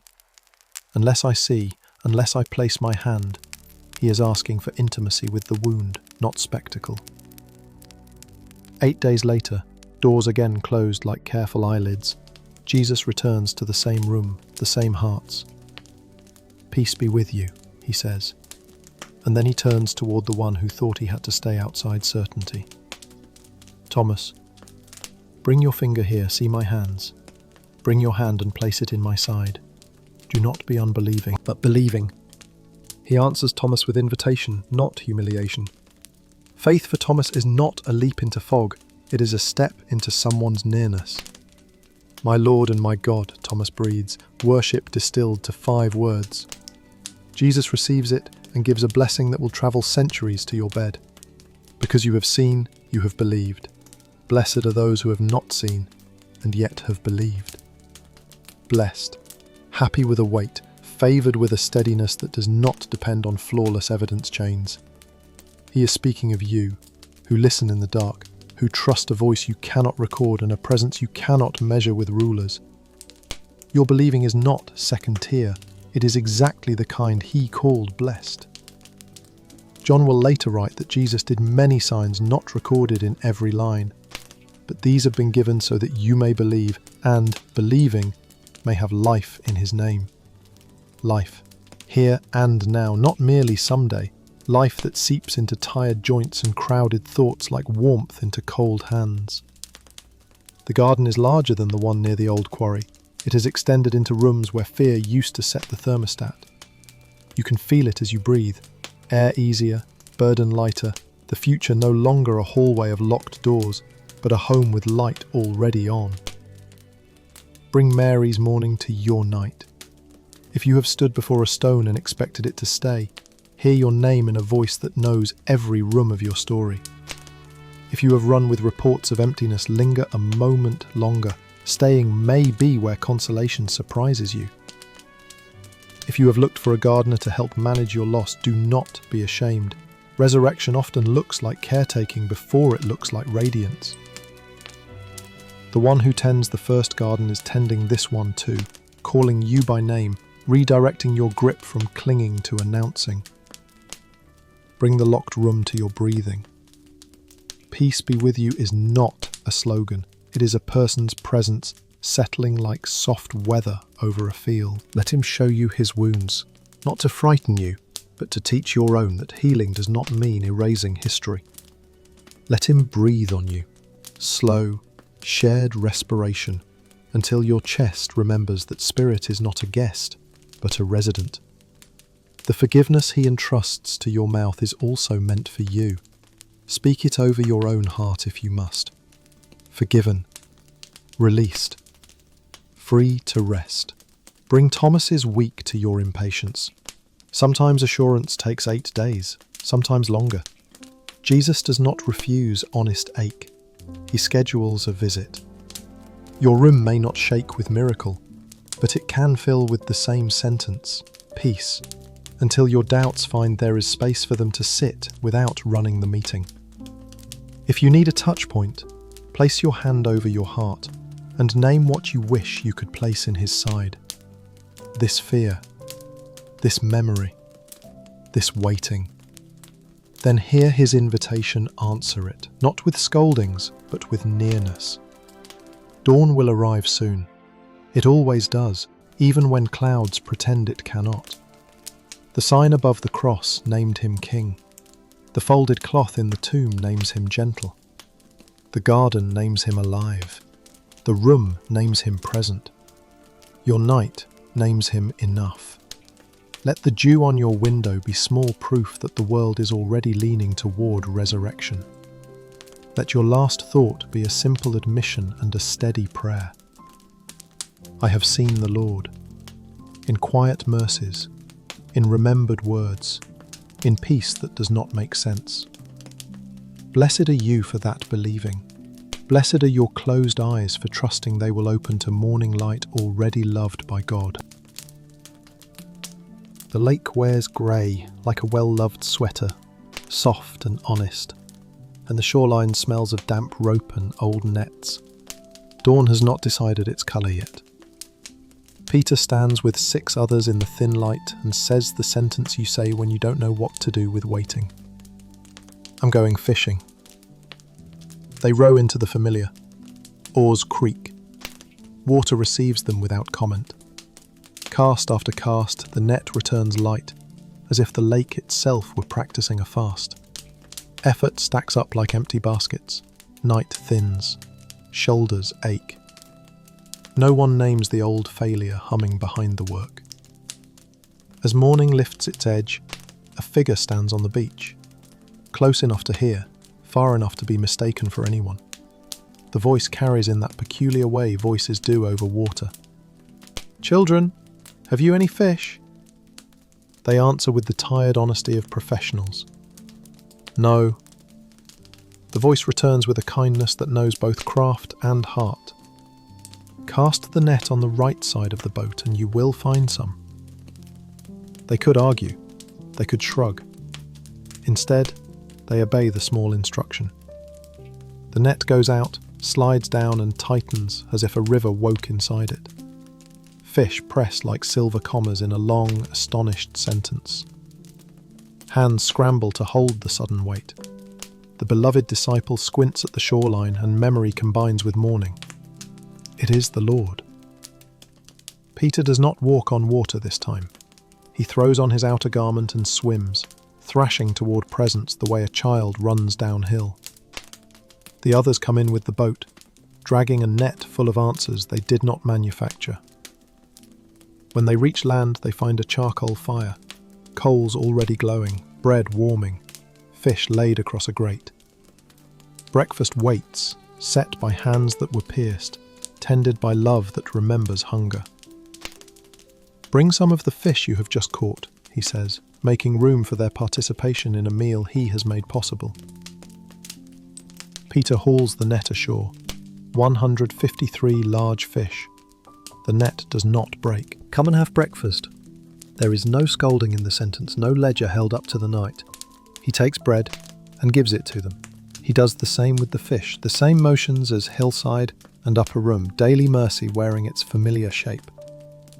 The lake breathes, the fire hushes. Sleepy gratitude becomes a kind of prayer. This is now the third time Jesus has revealed himself to them since death lost its claim.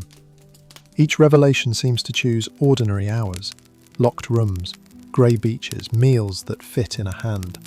When they have eaten enough to remember they are human, Jesus turns to Peter with a tenderness that has been warming all morning. The charcoal carries a memory, the courtyard where a rooster found its cue, and the Lord does not avoid it. He walks straight through it like someone clearing a room of smoke. "Simon, son of John, do you love me more than these?" The question is not a trap, it is a key. "Yes, Lord, you know that I love you." "Feed my lambs." Again, "Do you love me?" "Yes, Lord, you know that I love you." "Tend my sheep." A third time, gentle as sea lap against shore, Jesus lowers the verb to Peter's vocabulary. "Do you love me?" Peter grieves that the question returns, not because love is absent, but because failure is near. He leans on omniscience the way tired people lean on door frames. "Lord, you know everything. You know that I love you." "Feed my sheep." 3 denials become 3 commissions, and shame is rewired into service. Love is not asked for its eloquence, it is asked for its direction, toward lambs, toward sheep, toward people who will need patience and truth and bread and presence. Jesus does not audit Peter's regret, he sanctifies it into a future. When you were young, you dressed yourself and walked where you wished. When you are old, you will stretch out your hands and another will dress you and carry you where you do not wish. He says this to indicate the cost love will count later, but the call is the same size in every season. Follow me. Not impress me, not explain yourself. Follow. 2 syllables strong enough to hold a whole life. Peter turns and sees the beloved disciple and, being human, asks the human question, "Lord, what about this man?" Comparison arrives as reflex. Jesus answers with a sentence fit for all nights when your eyes drift to other paths. "If it is my will that he remain until I come, what is that to you? You follow me." Your story has its particular weather, its appointed kindnesses, its appointed crosses. Peace comes from walking behind Jesus, not from solving how every other life is led. John, quiet and faithful, will later write these things and add that Jesus did many other deeds, so many the world itself could not hold all the books. But the lake, the net, the fire, the bread, the questions and the call are enough to carry a disciple into morning. They are enough to carry you into sleep. Let the shoreline come near now. Hear small waves handle small stones. Smell the clean smoke of a well-tended fire. See bread torn by the same hands that broke death. Your night may have been full of empty nets, the ache of nothing caught despite skill and trying. Receive the permission to cast in a new direction at a simple word.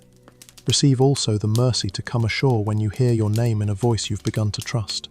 Breakfast is a promise. You will be fed. You will be welcomed. Your ordinary will be visited by the risen one with no hint of sarcasm. If the charcoal coals pull up old scenes of failure, the courtyard, the denials, the moments you said, "I am not," let the Lord ask his repeated question. He is not collecting data, he is freeing your mouth to speak love after silence. Say it simply. You do not have to out-argue your past. You know that I love you is prayer enough.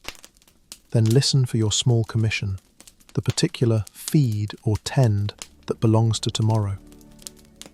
It may be one conversation held gently, one apology offered, one task done faithfully, one self-judgment laid down.